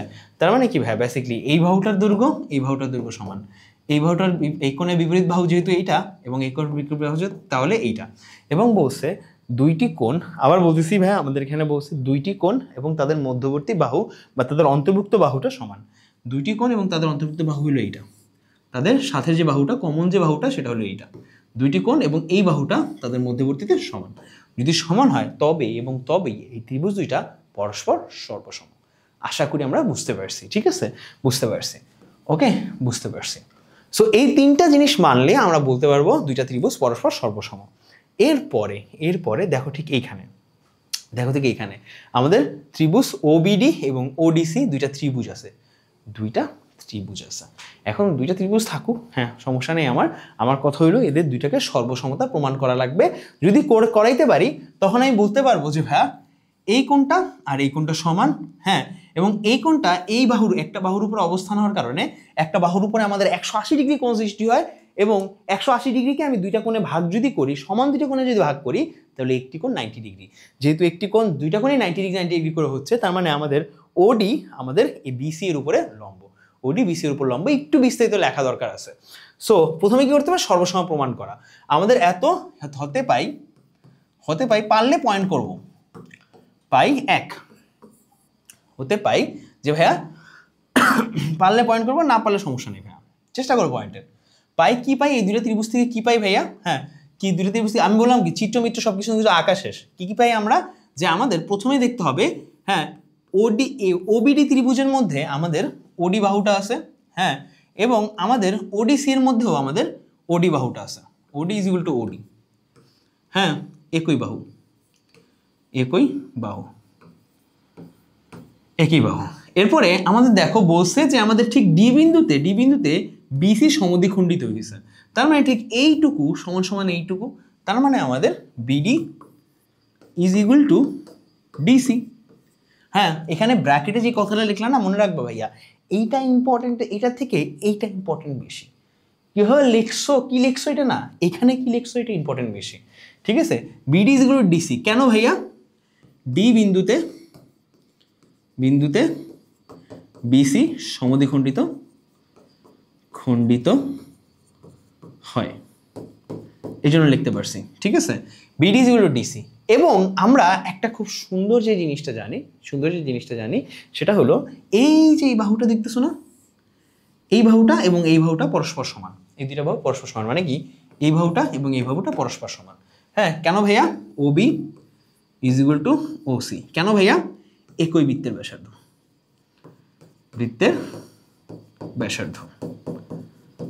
একই বৃত্তের ব্যাসার্ধ, তাই না, একই বৃত্তের ব্যাসার্ধ। যদি একই বৃত্তের ব্যাসার্ধ হয়, মনে রাখবা একই বৃত্তের ব্যাসার্ধ সবগুলো সমান না, তার মানে ওবি এবং ওসি পরস্পর সমান, তার মানে এখন তোমাকে আমি বলে দিতে পারো তার মানে ত্রিভুজ। তাহলে সুতরাং বা অতএব যাই বলো না কেন, ওবিডি ইজ সর্বসম কার সাথে ভাইয়া, ওডিসি এর সাথে, ওডিসি। হ্যাঁ কি ভাইয়া, সর্বসম হয়ে গেছে, সর্বসম কিন্তু হয়ে গেল। যেহেতু সর্বসম হয়ে গেছে, এখন আমরা কিন্তু ডাইরেক্টলি বলতে পারি যেহেতু সর্বসম হয়ে গেছে, তাহলে আমরা লিখতে পারি, কি লিখতে পারি ভাইয়া, তার মানে আমরা লিখতে পারি যে এই কোণটা সমান সমান এই কোণটা, হ্যাঁ এই কোণটা সমান সমান এই কোণটা, ঠিক আছে। তার মানে এই কোণটা সমান সমান এই কোণটা, তার মানে কোণ O D B is equal to কোণ ও ডি সি লিখতে পারি, হ্যাঁ লিখতে পারি। এবং যেহেতু যেহেতু যেহেতু যেহেতু যেহেতু হ্যাঁ ও বিন্দুতে বিডি মানে বিসি সমান মানে সমদ্বিখণ্ডিত হয়েছে, বা ও বিন্দুতে হ্যাঁ ও সরি ডি বিন্দুতে কি বলছে আমাদের, যেহেতু হ্যাঁ ডি বিন্দুতে কি করছে 180 ডিগ্রি না ভাইয়া, 180 ডিগ্রিতে ডি বিন্দুতে 180 ডিগ্রি, পুরোটা লিখে দাও, ডি বিন্দুতে 180 ডিগ্রি কোণকে আমাদের ওডি সমদ্বিখণ্ডিত করে 90 ডিগ্রি, তার মানে ওডি বিসির উপরে লম্ব, এটা লিখে দিতে পারবো আলটিমেটলি আমরা। ওকে ডান ভাইয়া, সুন্দর করে তুমি এখানে দেখে নিতে পারো। ওকে এরপরটা দেখো, বৃত্তের সকল সমান জ্যা বৃত্তের ক্ষেত্রে সমদূরবর্তী। এখানে কি ভাইয়া, চিত্রটা হলো ইম্পর্টেন্ট, ঠিক আছে। বৃত্তের সকল জ্যা কেন্দ্র হতে সমদূরবর্তী, এটাও ইন্টারেস্টিং, ঠিক আছে। সকল সমান জ্যা, চিন্তা করলাম আমাদের এখানে একটা জ্যা আছে এবং এখানে একটা জ্যা আছে, হ্যাঁ বৃত্তের সকল সমান জ্যা, এটা হলো আমাদের এবি, এটা হলো আমাদের সিডি, ঠিক আছে। এবং এটা হলো কেন্দ্র হতে দূরত্ব কিভাবে প্রকাশ করে, কেন্দ্র হতে কোনো একটা রেখার দূরত্ব বুঝে হলো তার উপরে লম্ব আঁকার মাধ্যমে, তার মধ্যবিন্দুতে লম্ব আঁকার মাধ্যমে দূরত্ব বুঝায়, ঠিক আছে, এবং দূরত্ব বুঝায়। সো দূরত্ব বুঝায় কোনটা ভাইয়া, এটা হলো আমাদের চিন্তা করলাম ওডি ওই, ঠিক আছে। এবং আমরা যে কাজটা করবো, অঙ্কনের মধ্যে লিখবো আমরা এ কমা ও যোগ করবো, ও কমা সি যোগ করবো, যোগ করার পরে আমাদের দুইটা আলাদা আলাদা ত্রিভুজ গঠন হবে। এই দুইটা ত্রিভুজের মধ্যে আমরা সর্বসম প্রমাণ করব। কিভাবে প্রমাণ করবো ভাইয়া, দেখো ভাইয়া আমাদের আলটিমেট গোলটা এটা প্রমাণ করা যে ভাইয়া ওডি ইজ ইকুয়াল টু ওএফ, যেটা আসলে ওই যে জ্যাদ্বয়ের দূরত্বকে প্রকাশ করে, এইটাই আমাদের মানে আলটিমেট উদ্দেশ্য, প্রমাণ করা যে এই দুইটা সমান। তার মানে এই দুইটা সমান করতে হলে আমাদের কি করতে হবে, সর্বসমতা প্রমাণ করতে হবে। তার মানে এই দুইটা ত্রিভুজ যে ভাইয়া, একটা ত্রিভুজ হলো ভাইয়া ও এ ডি, ও একটা ত্রিভুজ হলো কি ও সি ই, ত্রিভুজ ও সি। সো এখন তোমাকে যে জিনিসটা প্রথমে বুঝতে হবে, সেই জিনিসটা সর্বসমতা প্রমাণ করতে প্রথমে যে কাজটা করতে হবে সেটা হলো এইটা, যে ভাইয়া আমাদের এই কোণটা সমকোণ কার উপরে ভাইয়া, ডি বিন্দুতে সমকোণ, এটাও সমকোণ, এই দুইটা কোণ সমান, ঠিক আছে, এই দুইটা কোণ সমান, এই দুইটা বাহু সমান, কারণ কি দুইটাই হলো একটা বৃত্তে, দেখো ভাইয়া এই দুইটা কোণ সমান, এই দুইটা বাহু সমান, ঠিক আছে। কেন ভাইয়া এই দুটো কোণ সমান ভাইয়া, এগুলো হলো 90 ডিগ্রি করে কোণ, এবং এই দুটো বাহু কেন সমান ভাইয়া, এগুলো হলো একই বৃত্তের ব্যাসার্ধ। ব্যাসার্ধ পেয়ে গেলাম, আমাদের কোণও পেয়ে গেলাম, ঠিক আছে। তাহলে লিখে ফেলাই কোণ ADO sorry ODA is equal to কোণ OEC, ঠিক আছে। এই দুটো কোণ আমরা লিখতে পারলাম এবং আমি লিখতে পারলাম OA is equal two OC, এটা লিখতে পারছি। লেখা শেষ, ডান। আমাদের একটা কোণ শেষ, দুইটা কোণ শেষ, দুইটা বাহু শেষ। এরপরে কাহিনী কি ভাইয়া? এই যে আমাদের AB আছে যেটা এবং আমাদের CD আছে যেটা, AB এবং CD, দেখো ভাইয়া AB এবং CD এই দুটো কি সমান বলছে না আমাদের শুরুতে? মনে আছে শুরুতে বলছিল এই দুটো সমান, তাই না? তার মানে এদেরকে যদি সমদ্বিখণ্ডিত করা হয় তাহলে মনে আছে আমাকে বলা হয়েছিল যে আসলে কি হয় ভাইয়া, ওই সমদ্বিখণ্ডক যুক্ত যদি করো সেটা লম্ব হয়, ঠিক আছে। এটাও কিন্তু বলছে এবং আমাকে বলছে যে সমদ্বিখণ্ডক যদি করা হয় তাহলে এই সমদ্বিখণ্ডক করা হইলে যে অর্ধেক ক্রিয়েট হয়েছে AD অর্ধেক AB এর, হ্যাঁ CE অর্ধেক কার ভাইয়া? CE অর্ধেক CD এর। যেহেতু আমাদের AB এবং CD সমান, তার মানে CE এবং AD সমান হওয়ার কথা। কেন ভাইয়া? দুইটা অর্ধেক যেহেতু একই জিনিসের, তার মানে AB যেহেতু, তার মানে AD is equal two C। প্রত্যেক জিনিসের পাশে লিখে দিই, হ্যাঁ প্রত্যেক জিনিসের পাশে লিখে দিই। দেখো ভাই এই জিনিসটা ইম্পর্টেন্ট বেশি, এটা ঠিক আছে। সমকোণ আমি শর্টে লিখলাম, ঠিক আছে। OC একই বৃত্তের ব্যাসার্ধ, এই জিনিসটা ইম্পর্টেন্ট বেশি ভাইয়া, ব্যাসার্ধ, হ্যাঁ। তার মানে এবং AD is equal two CE যখন লিখবো, হ্যাঁ যেহেতু AB is equal two CD, হ্যাঁ তাই লিখে ফেললাম, হ্যাঁ সমদ্বিখণ্ডক যেহেতু D কোনটা ভাইয়া? D এবং E, CD এবং AB এর সমদ্বিখণ্ডক, এভাবে লিখতে পারো, ঠিক আছে। গুছায় লিখতে পারো। লেখা শেষ। এবার তোর মানে কি তুমি এই দুইটা সর্বসম হয়ে গেল। যদি একবার সর্বসম প্রমাণিত হয়ে যায় তখন তুমি আলটিমেটলি লিখতে পারবা তাহলে ভাইয়া OD is equal two OE, ডান। এটাই তোমাদের লেখা লাগতো, আলটিমেটলি প্রমাণ করা লাগতো। আমি জাস্ট একটু শর্টকাটে প্রমাণ করে দিছি, ওকে, শর্টকাটে প্রমাণ করে দিছি। আশা করি তুমি বুঝতে পারছো। পয়েন্টে চলে যাই ভাইয়া। এই দেখো লং কাটে বিশাল প্রমাণ করা লাগে, তুমি প্রমাণ করে নিতে পারবা। পরেরটা দেখো, এখানে আমাদের কর্তৃক খণ্ডিতাংশ চাপের কথা বলছে, এটা আমরা দেখছি অলরেডি, ওকে। এরপরে বৃত্তস্থ কোণ, কেন্দ্রস্থ কোণের কথা বলছে, এগুলো সবগুলো দেখা হয়ে গেছে। বৃত্তের একই চাপের উপর দণ্ডায়মান কেন্দ্রস্থ কোণ, এটা করা হয়ে গেছে আমাদের, ওকে, করা হয়ে গেছে, ডান। অর্ধবৃত্তস্থ কোণ এক সমকোণ, এটা আমাদের করা হয়নি, জাস্ট একটু বুঝবো আমরা, আর কিছুই না, জাস্ট হালকা করে বুঝবো। অর্ধবৃত্তস্থ কোণ এক সমকোণ হালকা করে একটু বুঝবো। ভাইয়া অর্ধবৃত্তস্থ কোণ কোনটা বোঝাচ্ছে ভাইয়া? এটাকে বোঝানো, ধরো মনে করো আমার কাছে একটা বৃত্ত আছে, হ্যাঁ বৃত্ত আছে, সেই বৃত্তের মাঝখান দিয়ে আমি একটা কি আঁকলাম? ব্যাস এঁকে ফেললাম। ফলে আমার এখন ঠিক এই অংশটুকু বাকি আছে। কোন অংশটুকু বাকি আছে? ঠিক এই অংশটুকু বাকি আছে। যদি এই অংশটুকু বাকি থাকে তাহলে আমি বলতে পারবো, দেখো ভাইয়া আমি বলতে পারবো, দেখো এটা একটা অর্ধবৃত্ত হয়ে গেল, তাই না?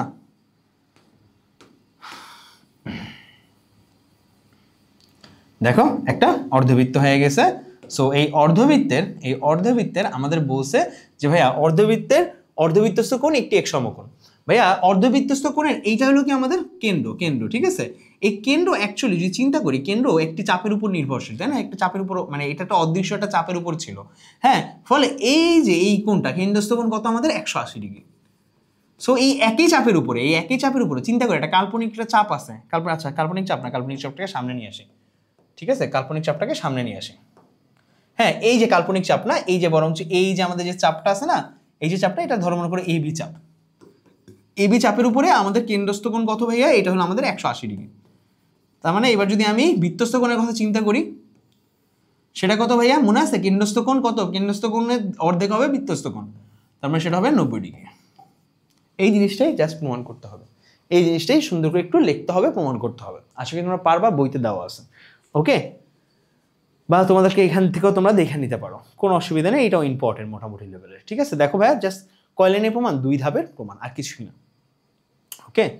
এবার দেখো ও কেন্দ্রবিশিষ্ট কোনো একটি বৃত্তে ABCD একটি অন্তর্লিখিত চতুর্ভুজ ACBD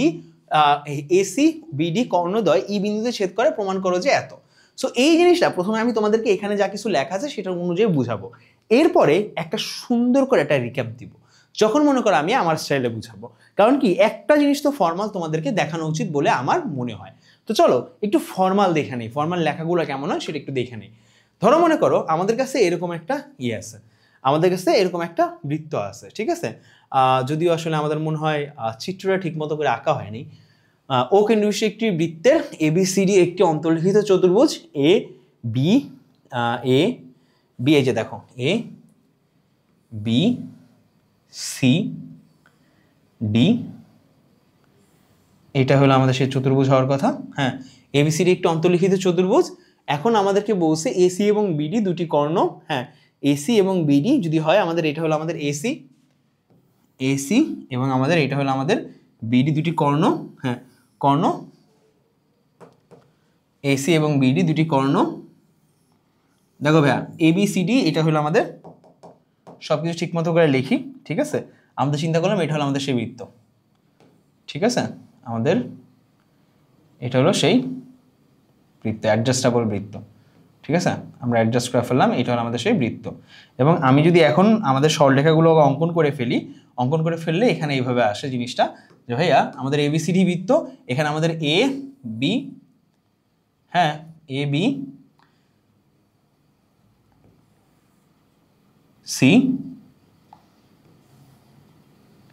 ঠিক আছে, ABCD, এটা হলো আমাদের ABCD, আমাদের একটা অন্তর্লিখিত চতুর্ভুজ। এবং এর আমাদের AC কর্ণ এবং আরেকটা কর্ণ কি আমাদের BD কর্ণ, BD দুটো কর্ণ পেয়ে গেলাম। হ্যাঁ, কর্ণদ্বয় একটা নির্দিষ্ট বিন্দুতে ছেদ করছে, কর্ণদ্বয় একটা কি করছে, একটা নির্দিষ্ট বিন্দুতে ছেদ করছে। এখন আমাকে বলছে হ্যাঁ কর্ণদ্বয় নির্দিষ্ট বিন্দুতে ছেদ করছে, প্রমাণ করো যে AOB, মানে যদি আমাদের কেন্দ্রকে আমরা ধরি, এই যে AOB, এটা যদি অন্য কালারে নেই, প্রমাণ করো যে AOB মানে কি আমাদের এই যে AOB যদি এইভাবে লিখি, আচ্ছা এইভাবে লিখি AOB মানে এই যে জিনিসটা AOB প্লাস COD, হ্যাঁ COD মানে কি এই যে COD, এই দুইটা কোণের সমষ্টি কত হবে বলছে ভাইয়া, এই দুইটা কোণের সমষ্টি হবে হলো 2ACE। ACE কোনটা ভাইয়া, ভালো করে দেখো ভাইয়া, ACE কোনটা, ACE হইল আমাদের এই যে দেখো ACE, দেখো ACE, ও AEB, সরি AEB, ACB বলছি কেন, AEB, সুন্দর, এই কোণটা সমান হবে, এটা কোণটা দ্বিগুণ হবে, ঠিক আছে। চলো এইটা ওয়ান অফ দ্য খুব কঠিন একটা জিনিস, বাট তোমাদের সহজভাবে এক্সপ্লেন করা ট্রাই করব। ওকে, তার মানে আমাদের বেসিক্যালি এই কোণটার যোগফল হবে এই কোণটার দ্বিগুণ, এটা তোমাদের আসলে প্রমাণ করতে হবে। তো চলো শুরু করি। প্রথমে আমি তোমাদেরকে বলি, দেওয়া আছে ABCD, আমাদের প্রথমে বিষয় নির্বাচন করতে হবে। ABCD বৃত্তের ও এবং বৃত্তে অন্তর্লিখিত চতুর্ভুজ ABCD, কেন্দ্র O এবং ABCD চতুর্ভুজে AC এবং BD কর্ণ E বিন্দুতে ছেদ করে, বলছে O, A। প্রথমে আমরা কি করছি দেখো ভাইয়া, O, A, O, B এবং O, C এবং O, D যোগ করছি। হ্যাঁ, O, C এবং O, D যোগ করছি। প্রমাণ করতে হবে যে AOB plus COD is equal two এত। ডান। চলো আমরা প্রথমে কি করব, ধাপ 1 এর মধ্যে দেখো, ধাপ 1 এর মধ্যে আমরা সুন্দর একটা কাজ করব। সেই সুন্দর কাজটা কি ভাইয়া, কাজটা হলো এরকম যে আমাদের ধাপ 1 এর মধ্যে AB চাপের উপরে অবস্থিত কোণ AOB ইজ ইকুয়াল টু, হ্যাঁ, কোণ ADB এর কথা নিয়ে আসবো। কেন ভাইয়া, এটি একই বৃত্তচাপের উপর অবস্থিত। ভাইয়া কোণ AOB এর মান দেখো ভাইয়া, আমাদের এই যে কোণ AOB কোণটা, মানে AOB এর মান তুমি যদি চিন্তা করো, দেখো ভাইয়া কোণ এই যে A ও B এর মান, এইটা আমাদের একটা কেন্দ্রস্থ কোণ, এই একই চাপের উপর অবস্থিত বৃত্তস্থ কোণ কোনটা ভাইয়া, এই একই চাপের উপর অবস্থিত বৃত্তস্থ কোণ ধরো মনে করো, চিন্তা করলাম এই যে এটা একটা বৃত্তস্থ কোণ, এই একই চাপের উপর অবস্থিত, এটা একটা বৃত্তস্থ কোণ। যদি বৃত্তস্থ কোণ হয় ভাইয়া, তাহলে আমি লিখতে পারি যে আমাদের ADB বা ADB লেখছে, অ্যাকচুয়ালি ADB যদি লিখি আমি, দেখো ভাই আমাদের বৃত্তস্থ কোণ চিন্তা করলে তোমার এখানে বৃত্তস্থ কোণ আসা পড়ে, দেখো এটার উপরে যে বৃত্তস্থ কোণের কথা চিন্তা করতেছে সেটা হলো ADB। এই বৃত্তস্থ কোণের কথা সবাই চিন্তা করতেছে, মানে এইটার বৃত্তস্থ কোণ হলো এইটা। তার মানে আমি তোমাকে বলতে পারি কোণ AOB is equal to 2 into কোণ ADB বি বলতে পারি। একই রকম ভাবে আমি তোমাকে যদি বলি যে ভাই আমাদের এই যে কোণ, হ্যাঁ কোণ সিওডির কথা যদি বলি, আমাদের কোণ সিওডির মান কত, সিওডির উপরে আমাদের যে কোণটা সেটা হলো আমাদের এ ও মানে সি এ ডি বা সি কোণ 2 ইন্টু কোণ সি এ ডি। এই দুটাকে আমি লিখে ফেললাম আপাতত। এখন দেখি আমাদের কোণ দেওয়া আছে পরবর্তীতে, কোণ সিএডি বা ডিএসি একই জিনিস, ঠিক আছে। আমরা এবার দুইটাকে যোগ করব। কি করব? দুইটাকে যোগ করব। যদি যোগ করলে আমরা কি লিখতে পারি? দুইটাকে যোগ করি। যদি এই দুইটাকে যোগ করি, কোণ এ ও বি প্লাস এখানে ডিওসি লিখি, কোণ ডিওসি ইজ ইকুয়াল টু 2 কোণ এ ডিবি প্লাস কোণ সিএডি লিখে ফেলতে পারি, তাই না? এটা লিখে ফেলতে পারি। এখন একটু চিন্তা করো, এখানে সুন্দর একটা চিন্তা এভাবে করো যে ভাইয়া এখানে সুন্দর একটা চিন্তা এভাবে করবা যে ভাইয়া আমাদের এডিবি এবং ডিএসি এর মান আমাদের এডিই এর সমান এবং ডিএই এর সমান। কিসের সমান? এডিই এর সমান, ডিএই এর সমান। কেন ভাইয়া? এটা তোমাকে একটু বুঝতে হবে। কেন ভাইয়া আমাদের 2 ইন্টু এডিবি কে এডিই লিখছি কেন? দেখো এডিবি কে এডিই লিখছি কেন? এ ডি বি কে আমরা এ ডি ই লিখছি কেন ভাইয়া? কারণ জাস্ট দেখো ভাইয়া, কারণ কি ভাইয়া, আমরা দেখো এডিই, এই দেখো এডি ই লিখছি কেন? জাস্ট আমরা এই পর্যন্তই আসলে সংজ্ঞায়িত করতে চাচ্ছি আপাতত এই পর্যন্ত সংজ্ঞায়িত করতে চাচ্ছি। কারণ কি ইতে এই হিসাবের মধ্যে নিয়ে আসতে চাচ্ছি এডিই, এবং আমাদের আরেকটা যে কোণটা ছিল ওই কোণটাকেও আমরা ঠিক এই পর্যন্ত সংজ্ঞায়িত করতে চাচ্ছি, ঠিক আছে। এই পর্যন্ত মানে তুমি যদি ভালো করে চিন্তা করো, আমাদের ডিএই পর্যন্ত, ডিএসি কে দেখো ভাইয়া, ডিএসি কে বা সিএডি যাই বলো না কেন, হ্যাঁ সিএডি, হ্যাঁ যাই বলো না কেন, ওটাকে আমরা কোন পর্যন্ত রাখতে চাই? ডিএই পর্যন্ত রাখতে যাচ্ছি। ডিএসি এর জায়গায় ডিএই পর্যন্ত রাখতে চাচ্ছি, ঠিক আছে। এই পর্যন্ত রাখতে চাচ্ছি। যদি রাখি তাহলে দেখো আমাদের এই পর্যন্ত কাজ হচ্ছে, সমস্ত কাজ এই পর্যন্ত। এরপরে যদি চলে আসি ভাইয়া, এখন একটু ভালো করে খেয়াল করো, আমাদের কোন ত্রিভুজ ডিএই যদি হিসাব করো, ডিএই এর বহিস্থ কোণ হলো আমাদের এইবি এবং অন্তস্থ কোণ হলো আমাদের কোণ এত এবং এত, ঠিক আছে। দেখো ভাইয়া, বহিস্থ কোণ হলো এত, ডিএইবি এর অন্তস্থ কোণ হলো এত এবং এত যোগ করে। আমরা জানি আমাদের একটা হিসাব আছে, ত্রিভুজের যে কোনো একটা বহিস্থ কোণ অন্তস্থ বিপরীত কোণ দ্বয়ের সমষ্টির সমান। ত্রিভুজ যে কোনো কোণ বহিস্থ কোণ, যেটা হলো এইবি কথা বলতেছে আমাদের, এইবির যদি কথা তুমি হিসাব করো, এইবি এর কথা তুমি যদি হিসাব করো, এখানে ভালো করে খেয়াল করো, দেখো এই যে এ ইবি কথা তুমি যদি হিসাব করো, এইটা হলো আমাদের এইবি, রাইট। এখন দেখো এইটা হলো সেই ত্রিভুজ যেটা আসলে একটু আগে গঠিত হয়েছে, আমাদের যে দুইটা ত্রিভুজের কথা যোগফল করার ফলে এইটা তৈরি হয়েছে। এখন মনে রাখবা, এই যে বহিস্থ কোণটা এই অন্তস্থ বিপরীত কোণ, এটা হলো অন্তস্থ বিপরীত কোণ, এই একটা এই দুইটা কোণের সমষ্টি সমান হবে না? অবশ্যই সমষ্টি সমান হবে। তার মানে তখন তুমি দেখবা যে এই দুইটা সমষ্টি সমান হবে 2 ইন্টু কোণ এইবি এসে পড়ছে। ওকে, জাস্ট আমার ভাষা আমি আরেকবার বুঝিয়ে দিচ্ছি, তাহলে ভালো করে দেখো, মনোযোগ দিয়ে দেখো, ঠিক আছে। মনোযোগ দিয়ে দেখো, যা কিছু এইখানে আছে সবকিছু অলমোস্ট ভুলে যাও, ঠিক আছে।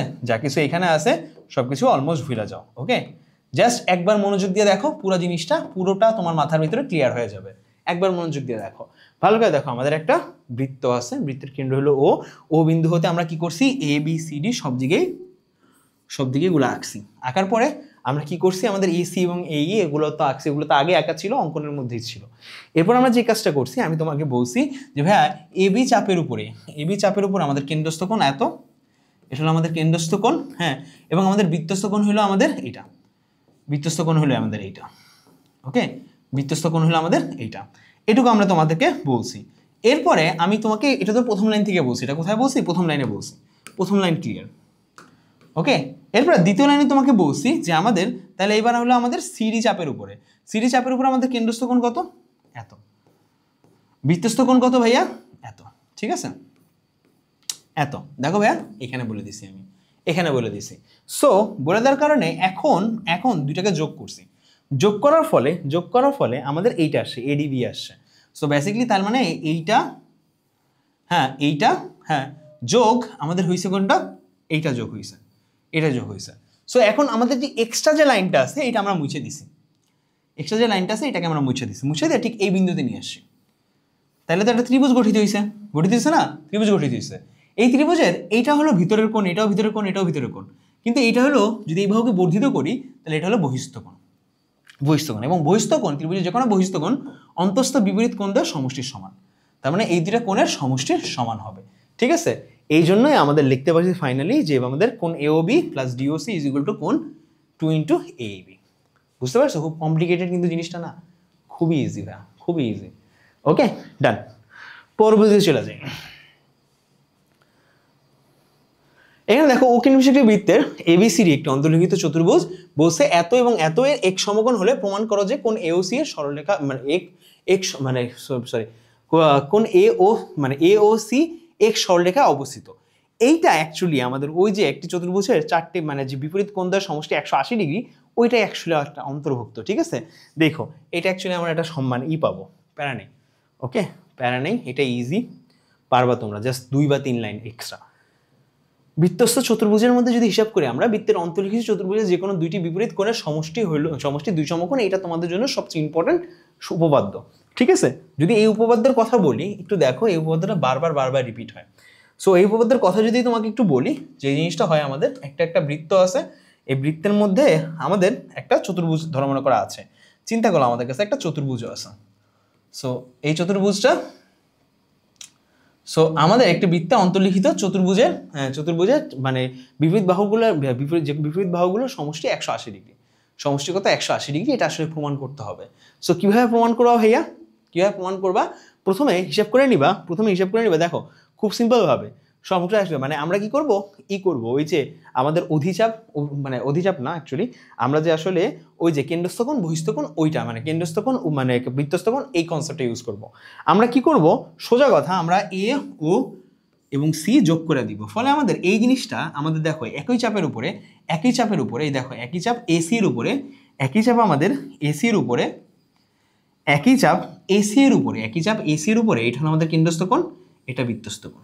ঠিক আছে, আবার একই চাপ এডিসি এর উপরে, আমাদের এটা কেন্দ্রস্থ কোণ, এটা বৃত্তস্থ কোণ। ঠিক আছে, তুমি জানো কেন্দ্রস্থ কোণ এবং বৃত্তস্থ কোণের সমষ্টি কত। আবার বলতেছি, দেখো ভাইয়া, আবার দেখাই। প্রথম যে পয়েন্টটা থাকবে সেটা হলো এরকম, একই চাপ ভাইয়া, একই চাপ এ বি সি এর উপর কেন্দ্রস্থ কোণ কত ভাইয়া? কেন্দ্রস্থ কোণ হলো আমাদের এওসি। কোণ এওসি ইজ ইকুয়াল টু বৃত্তস্থ কোণ হলো 2 ইন্টু বৃত্তস্থ কোণ কোনটা ভাইয়া? বৃত্তস্থ কোণ হলো আমাদের এওসি, বৃত্তস্থ কোণ কত? কোণ এডিসি। ঠিক আছে, তার মানে কোণ AOC is equal to 2 into ADC. এটা আমরা বুঝতে পারছি। একই রকম ভাবে হ্যাঁ, এটা তো এবিসি ছিল, এবার হলো আমাদের এডিসি চাপের উপরে কোণ এওসি, যেটা আসলে প্রবৃদ্ধি কোণ। এটা দেখো, এটা কিন্তু স্থূল কোণ। ঠিক আছে, স্থূল কোণ, ঠিক আছে, স্থূল কোণ, আর এটা হলো প্রবৃদ্ধ কোণ। হ্যাঁ, কোণ AOC is equal to 2 into ভাইয়া তুমি দেখতে পাচ্ছ, আচ্ছা সরি, এটা প্রবৃদ্ধ কোণ ছিল, এটা লিখতে হবে রে ভাই, এটা লিখতে হবে। আচ্ছা, একই চাপ এবিসি এর উপরে আমাদের প্রবৃদ্ধ কোণ না, সরি, স্থূল কোণই, জাস্ট স্থূল কোণ লিখি। স্থূল কোণ লিখলেও হয়, বা জাস্ট এওসি লিখতে হবে। স্থূল কোণ বা কেন্দ্রস্থ কোণ যাই লেখো না কেন, ইজ ইকুয়াল টু 2 ইন্টু আমাদের কত হবে? আমাদের এ ডি সি। ওকে, একই রকম ভাবে যদি আমি বলি, একই চাপ এ ডি সি এর উপরে প্রবৃদ্ধ কোণ A O C is equal to 2 into আমাদের কোণ এবিসি। মনে রাখবা, স্থূল কোণ এবং প্রবৃদ্ধ কোণের যোগফল আমাদের স্থূল কোণ এওসি, এবং আমাদের প্লাস প্রবৃদ্ধ কোণ এওসি এর উপরে যদি দুইটা যোগ দেই, তাহলে আমাদের দুইটার যোগফল হয়ে যাবে 2 ইন্টু কোণ এ ডিসি প্লাস কোণ এবিসি। ঠিক আছে, এই দুইটার যোগফল হয়ে যাবে। মনে রাখবা এডিসি প্লাস এবিসির যোগফল কত হবে ভাইয়া, সেটা আসবে কোথা থেকে, প্রবৃত্ত কোণ এবং প্রবৃত্ত কোণ এওসির যোগফল। মনে রাখবা স্থূলকোণ এবং প্রবৃত্ত কোণের যোগফল হবে হলো 360 ডিগ্রি। কত degree? 360 degree. 360 degree 2 into something. হ্যাঁ, তার মানে আমাদের কোণ এ ও সি, ঠিক আছে, কোণ এ ও সি না অ্যাকচুয়ালি টু বি অনেস্ট, কোণ এ ডিসি প্লাস কোণ এসিডি এর মান কত ভাইয়া? এর মান কত আমাদের? 2 ইন্টু 180 ডিগ্রি। আর এই পাশে আমাদের 2 ছিল, 2 কাটা, তার মানে আমাদের হ্যাঁ কোণ ডি আর কোণ যদি আমি সি বলি, হ্যাঁ দেখো ভাইয়া কোণ, সরি বি না সি, এ বি সি, এ বি সি হবে। কোণ যদি আমি এখানে বলি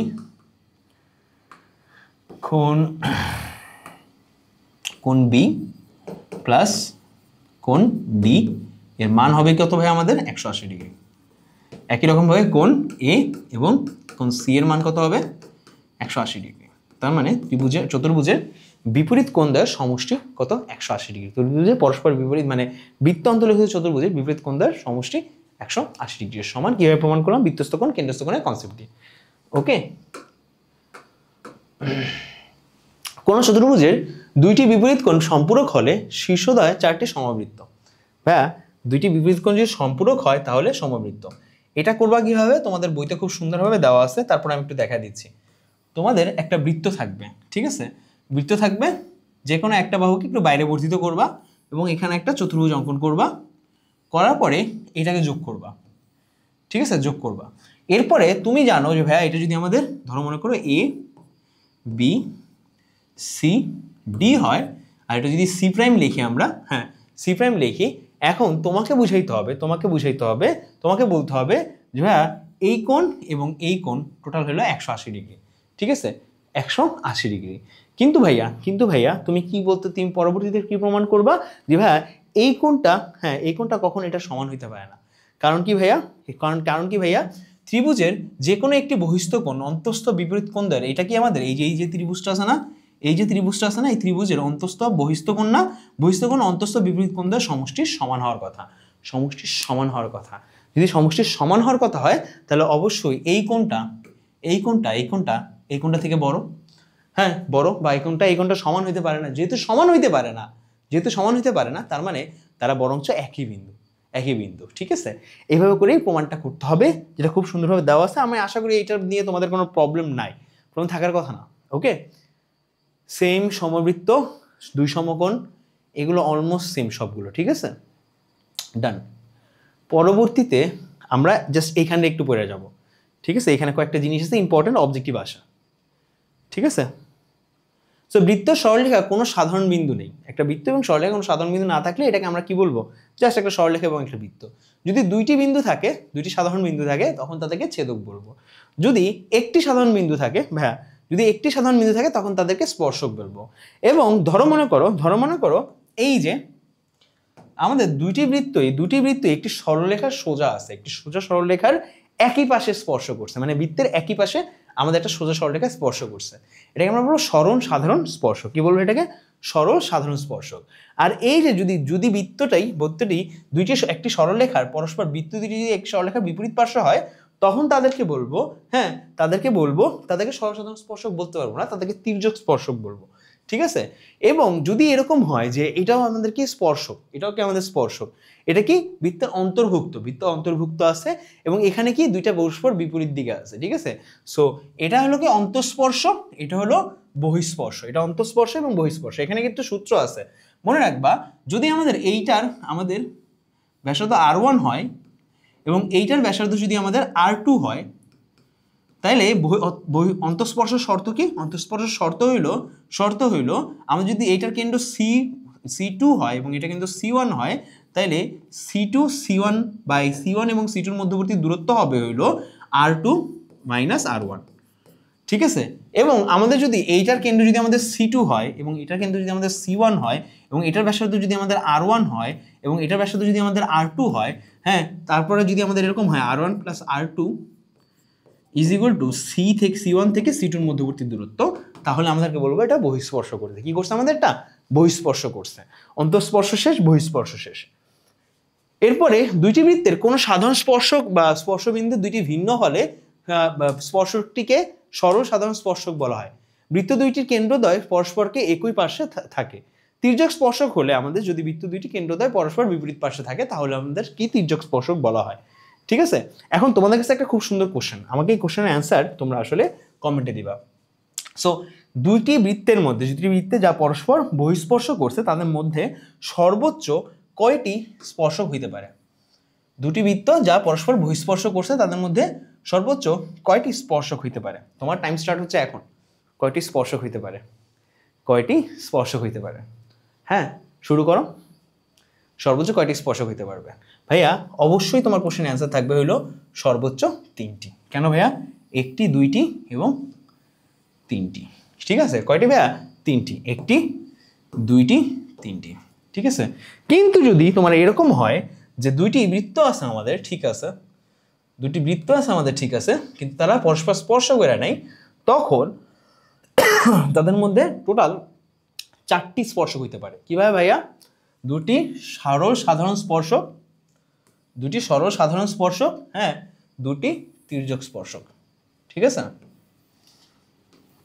দুটি তির্যক স্পর্শক। ওকে, কয়টা হইতে পারে? 4টা। কয়টা হইতে পারে? 4টা।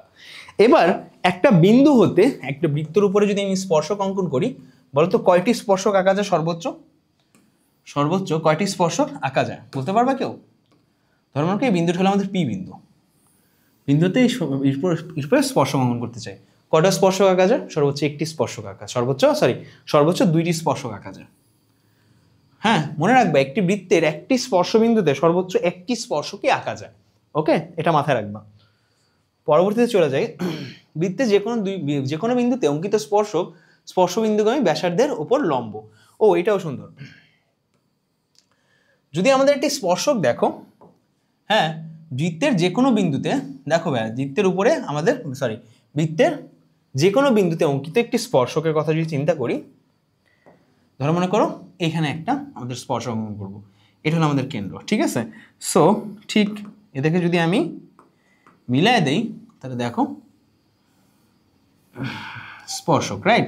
এখন এই বিন্দুতে স্পর্শক যদি অঙ্কন করি, দেখো ভাইয়া এটা হলো আমাদের সেই স্পর্শক, এটা হলো আমাদের সেই স্পর্শক। মনে রাখবা এই স্পর্শকটা আমাদের কি ভাইয়া? কেন্দ্র হতে লম্ব। কার উপরে ভাইয়া? স্পর্শকের উপরে। আমাদের ব্যাসার্ধ রেখে কেন্দ্র হতে লম্ব, কার উপরে? স্পর্শকের উপরে। আশা করি এটা আমাদের মাথা থাকবে। ওকে,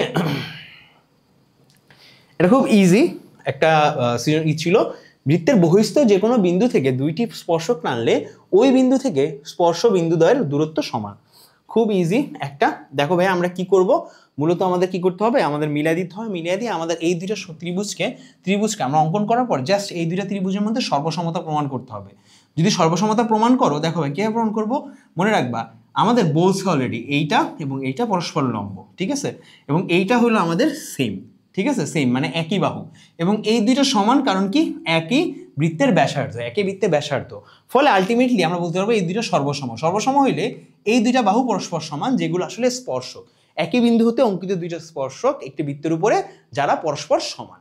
ওকে, বুঝতে পারছি আশা করি। পরবর্তীতে চলে আসবো, দুটি বৃত্ত পরস্পরকে বহিঃস্পর্শ করলে এদের কেন্দ্রদ্বয় স্পর্শবিন্দুর কেন্দ্রদ্বয় স্পর্শবিন্দুতে সমরেখ। মানে কি? বেসিক্যালি আমাদের দুটি বৃত্ত পরস্পরকে স্পর্শ করছে। চিন্তা করো, এ একটা বিন্দু বৃত্ত, আবার এ একটা বৃত্ত, দুটি বৃত্ত পরস্পরকে স্পর্শ করছে। এখন বলছে এদের স্পর্শ মানে এদের কেন্দ্রদ্বয় হ্যাঁ একই সরলরেখায় অবস্থিত। কেন্দ্রদ্বয় পরস্পরকে বহিঃস্থ স্পর্শ করছে এবং একই সরলরেখায় অবস্থিত। হ্যাঁ, একই সরলরেখায় অবস্থিত, প্রমাণ করা যায়, কোনো সমস্যা নেই ভাইয়া। কি করবো? একটা আলাদা ধরনের চিত্র আঁকা লাগবে। কিভাবে? এইভাবে। ঠিক আছে, আমাদের আলাদা ধরনের চিত্র আঁকা লাগবে। জাস্ট 180 ডিগ্রি প্রমাণ করলেই হয়ে যাবে। 180 ডিগ্রি প্রমাণ করলেই হয়ে যাবে। দুই সমকোণ বা 180 ডিগ্রি যদি প্রমাণ করি তাইলেই হয়ে যাবে। ঠিক আছে, এরপরে দেখো এ ও কেন্দ্র বিশিষ্ট একটি বৃত্তের অবস্থিত কোনো বিন্দুতে পি থেকে বৃত্তের একটি স্পর্শক টানা হলে প্রমাণ করো যে ওপি সরলরেখা স্পর্শ জ্যায়ের লম্ব দ্বিখণ্ডক। হ্যাঁ, মানে সোজা কথা, আমাদের একটি বৃত্ত আছে, বৃত্তের বহিস্থ কোনো একটি বিন্দু যদি আমাদের পি হয়, হ্যাঁ, পি হতে বৃত্তের উপর দুটি স্পর্শক টানা হলো। ধরো মনে করো এই একটা স্পর্শক টানছি এবং এই একটা স্পর্শক আমি টানছি। ঠিক আছে, স্পর্শক টানছি আমি। ঠিক আছে, স্পর্শক টানা হলো। প্রমাণ করো যে ওপি সরলরেখা, হ্যাঁ, মানে পি বিন্দু থেকে ওপি সরলরেখা যদি আমাদের এটা ও হয় এবং এটা যদি পি হয়, ওপি যে সরলরেখাটা আছে, ওপি সরলরেখাটা, হ্যাঁ ওপি সরলরেখাটা আমাদের এই যে স্পর্শকদ্বয় আমাদের যে লম্ব দ্বিখণ্ড লম্ব অঙ্কন করলাম, হ্যাঁ তাদের যদি এই যে এই দুটাকে যদি যোগ করি তাহলে এইটার উপরে এইটাকে সমদ্বিখণ্ডিত করে, এটাকে সমদ্বিখণ্ডিত করে, এটাই আমাদের প্রমাণ করতে হবে। ঠিক আছে, আমাদের যদি এটা হয়, যদি আমাদের ধর্ম করে এ বিন্দু হয়, এই যদি বি বিন্দু হয়, তাহলে আমাদের এটা যে আমাদের ডি বিন্দু প্রমাণ করতে হবে ডি বিন্দুতে আমাদের দুটো সমদ্বিখণ্ডিত করছে। তার মানে বেসিক্যালি আমাদের প্রমাণ করতে হবে যে এডি ইজ ইকুয়াল টু বিডি। যদি প্রমাণ করতে চাই তাহলে কি করতে হবে, অবশ্যই এই দুইটা ত্রিভুজকে সর্বসম প্রমাণ করতে হবে। সর্বসম প্রমাণ করার রাস্তা খুবই সহজ ভাইয়া, তুমি জানো এটা সমকোণ, তুমি জানো এইটা সমকোণ, তুমি জানো এইটা এবং এইটা একই ব্যাসার্ধ, হ্যাঁ একই বৃত্তের ব্যাসার্ধ, হ্যাঁ তুমি জানো এইটা সমকোণ, এবং পরবর্তীতে আরও একটা জিনিস তুমি জানো, সেটা কি, একই বাহু, একই বাহু। ঠিক আছে, একই বাহু। এই তিনটা জিনিস দেওয়ার কারণে তুমি সর্বসম প্রমাণ করতে পারবা। প্রমাণ করার পরেই কি তোমার প্রমাণটা মিলে যাবে। ওকে, পরবর্তীতে যাই। এই যে আবার এখান থেকে দেখায়নি, দেখো ভাইয়া তোমাকে প্রমাণ করতে হবে যে আসলে এই যে বিই ইজ ইকুয়াল টু এই প্রমাণ করতে হবে। হ্যাঁ কিভাবে প্রমাণ করবা, দেখো এখানে বলা আছে এই যে এর মধ্যে এই ত্রিভুজ দুইটার মধ্যে, এই ত্রিভুজের মধ্যে, এই ত্রিভুজের এই দুটো ত্রিভুজের মধ্যে দেখো এই বাহুটা একই বৃত্তের দুইটা ব্যাসার্ধ, হ্যাঁ তার মানে সমান। তার মানে আমাদের O A is equal to O B. একই রকমভাবে তোমাকে বলা আছে যে ভাইয়া এই যে এইটা, এই যে এই বাহুটা হলো তাদের দুইটারই O A O E is equal to O E, same বাহু। ঠিক আছে, সেম বাহু। এবং আরেকটা সুন্দর জিনিস বলা আছে, সেই সুন্দর জিনিসটা কি ভাইয়া, যে ভাইয়া এইটা আসলে লম্ব, এটা লম্ব, মানে কোনটা সমান, কোনটা আমাদের কি সমান। যেহেতু কোণ সমান, তার মানে আলটিমেটলি আমরা মিলিয়ে দিতে পারবো একটা কোণ সমান দুইটা বাহু সমান, ইজিলি জিনিসটা মিলে যাবে। ডান। পরবর্তীতে চলে যাই আমরা বৃত্তের সম্পাদ্য। আমরা এটা করে ফেলছি, ফাইনালি আমরা আইসা পড়ছি আমাদের সৃজনশীলে। যাওয়া চিত্র সহ প্রবৃত্ত কোণের সংজ্ঞা দাও। প্রবৃত্ত কোণ কি, এমন একটা কোণ যার মান 180 ডিগ্রির থেকে বড় কিন্তু 360 ডিগ্রি থেকে ছোট, একে আমরা প্রবৃত্ত কোণ বলে থাকি। চিত্র সহ যদি তোমাকে দেওয়া লাগে তাহলে ভাইয়া আমাদের এই যে এটা একটা চিত্র, ঠিক আছে, এটা একটা চিত্র, এখানে এইটা হলো আমাদের প্রবৃত্ত কোণ, এটা আমাদের কি প্রবৃত্ত কোণ যেটা 180 ডিগ্রি থেকে বেশি। ওকে, দিয়ে দেওয়া লাগবে তোমাকে, ধর্মন করে এ ও পি একটা প্রবৃত্ত কোণ। একই রকম ভাবে এত ইজ ইকুয়াল টু এক সরল কোণ। ঠিক আছে, প্রমাণ করতে হবে, মানে বিডিসি হ্যাঁ এবং বিএসি এই দুটো সরল কোণ, মানে কি ওই যে চতুর্ভুজ বৃত্তে অন্তর্লিখিত যে চতুর্ভুজ থাকে, হ্যাঁ চতুর্ভুজে তার বিপরীত বাহুগুলো বিপরীত কোণগুলো এক সমকোণ, এটা প্রমাণ করতে হবে, আর কিছুই না। উদ্দীপকের চিত্রে বিএডি এবং ডিএসি এক সমকোণ হয়, তবে প্রমাণ করো যে বি ও সি এর সরলরেখা অবস্থিত। তার মানে এইটা এক সরলরেখা অবস্থিত, এটা প্রমাণ করতে হবে। ঠিক আছে, আলটিমেটলি এটা কেমনে কেমনে যেন হয়ে যাবে। ওকে, পেয়ে যাবে তোমরা। ডান। এরপরে আমরা যদি চলে যাই, আমরা এটা কিন্তু দেখছি অলরেডি। ঠিক আছে, আমরা কিছু অবজেক্টিভে যাব। দেখো 4 নম্বরের অবজেক্টিভে দেখো, চিত্রে ও কেন্দ্র বিশিষ্ট একটি বৃত্তে PQRS অন্তর্লিখিত হয়েছে, ফলে SPQ এর মান কত। SPQ মানে কত ভাইয়া, দেখো ভাইয়া এটার মান কত, SPQ, হ্যাঁ PQRS, SPQ এর মান কত, মানে এই কোণটার মান জানতে চেয়েছে। ঠিক আছে, এই কোণটার মান কত সেটা জানতে চেয়েছে। সো একটু দেখো, এটা 80 ডিগ্রি হলে তুমি জানো এটা যেহেতু 80 ডিগ্রি, এটা হলো বহিস্থ কোণ, একটি চতুর্ভুজের বহিস্থ কোণ, তার মানে অন্তঃস্থ কোণ কত ভাইয়া, অবশ্যই 100 ডিগ্রি। যদি 100 ডিগ্রি হয় তার মানে এই কোণটা কত ভাইয়া, এই দুইটা কোণ মিলে আমাদের 180 ডিগ্রি হওয়ার কথা না।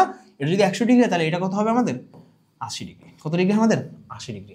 অ্যান্সার কত হবে, আশা করি আমরা বুঝতে পারছি। পরবর্তীতে চলে যাই আমরা। দেখো ভাইয়া এখানে বলছে, এটা আমরা সবাই জানি, উপরের চিত্রে সিডি এগুলো 6 সেন্টিমিটার, হ্যাঁ সিডি এগুলো কত বলছে আমাদের 6 সেন্টিমিটার, হ্যাঁ এবং আমাদেরকে বলছে যে O A B is equal to O C D, O A B is equal to OCD। ঠিক আছে, সমস্যা কি, এবং আমাদের ত্রিভুজ OAE ইজ ইকুয়াল টু সর্বসম OCOF। এখন দেখো এটা 3 সেন্টিমিটার বলছে, 3 সেন্টিমিটার বলছে, তার মানে এইটা 6 সেন্টিমিটার। ঠিক আছে, এইটা 3 সেন্টিমিটার হলে এটা পুরোটা 6 সেন্টিমিটার, তার মানে সিডিও 6 সেন্টিমিটার। ঠিক আছে, সো দ্যাটস ইট, তিনটে হয়ে যাবে। ওকে, তিনটে হবে আমাদের অ্যান্সার। পরবর্তীতে দেখো ABC এর মান কত, যদি এটা ABC এর মান কত, এটা যদি 110 ডিগ্রি হয়, টোটাল আমাদের 180 ডিগ্রি হওয়ার কথা, তার মানে এখানে হলো কত আসবে 70 ডিগ্রি, কত আসবে 70 ডিগ্রি।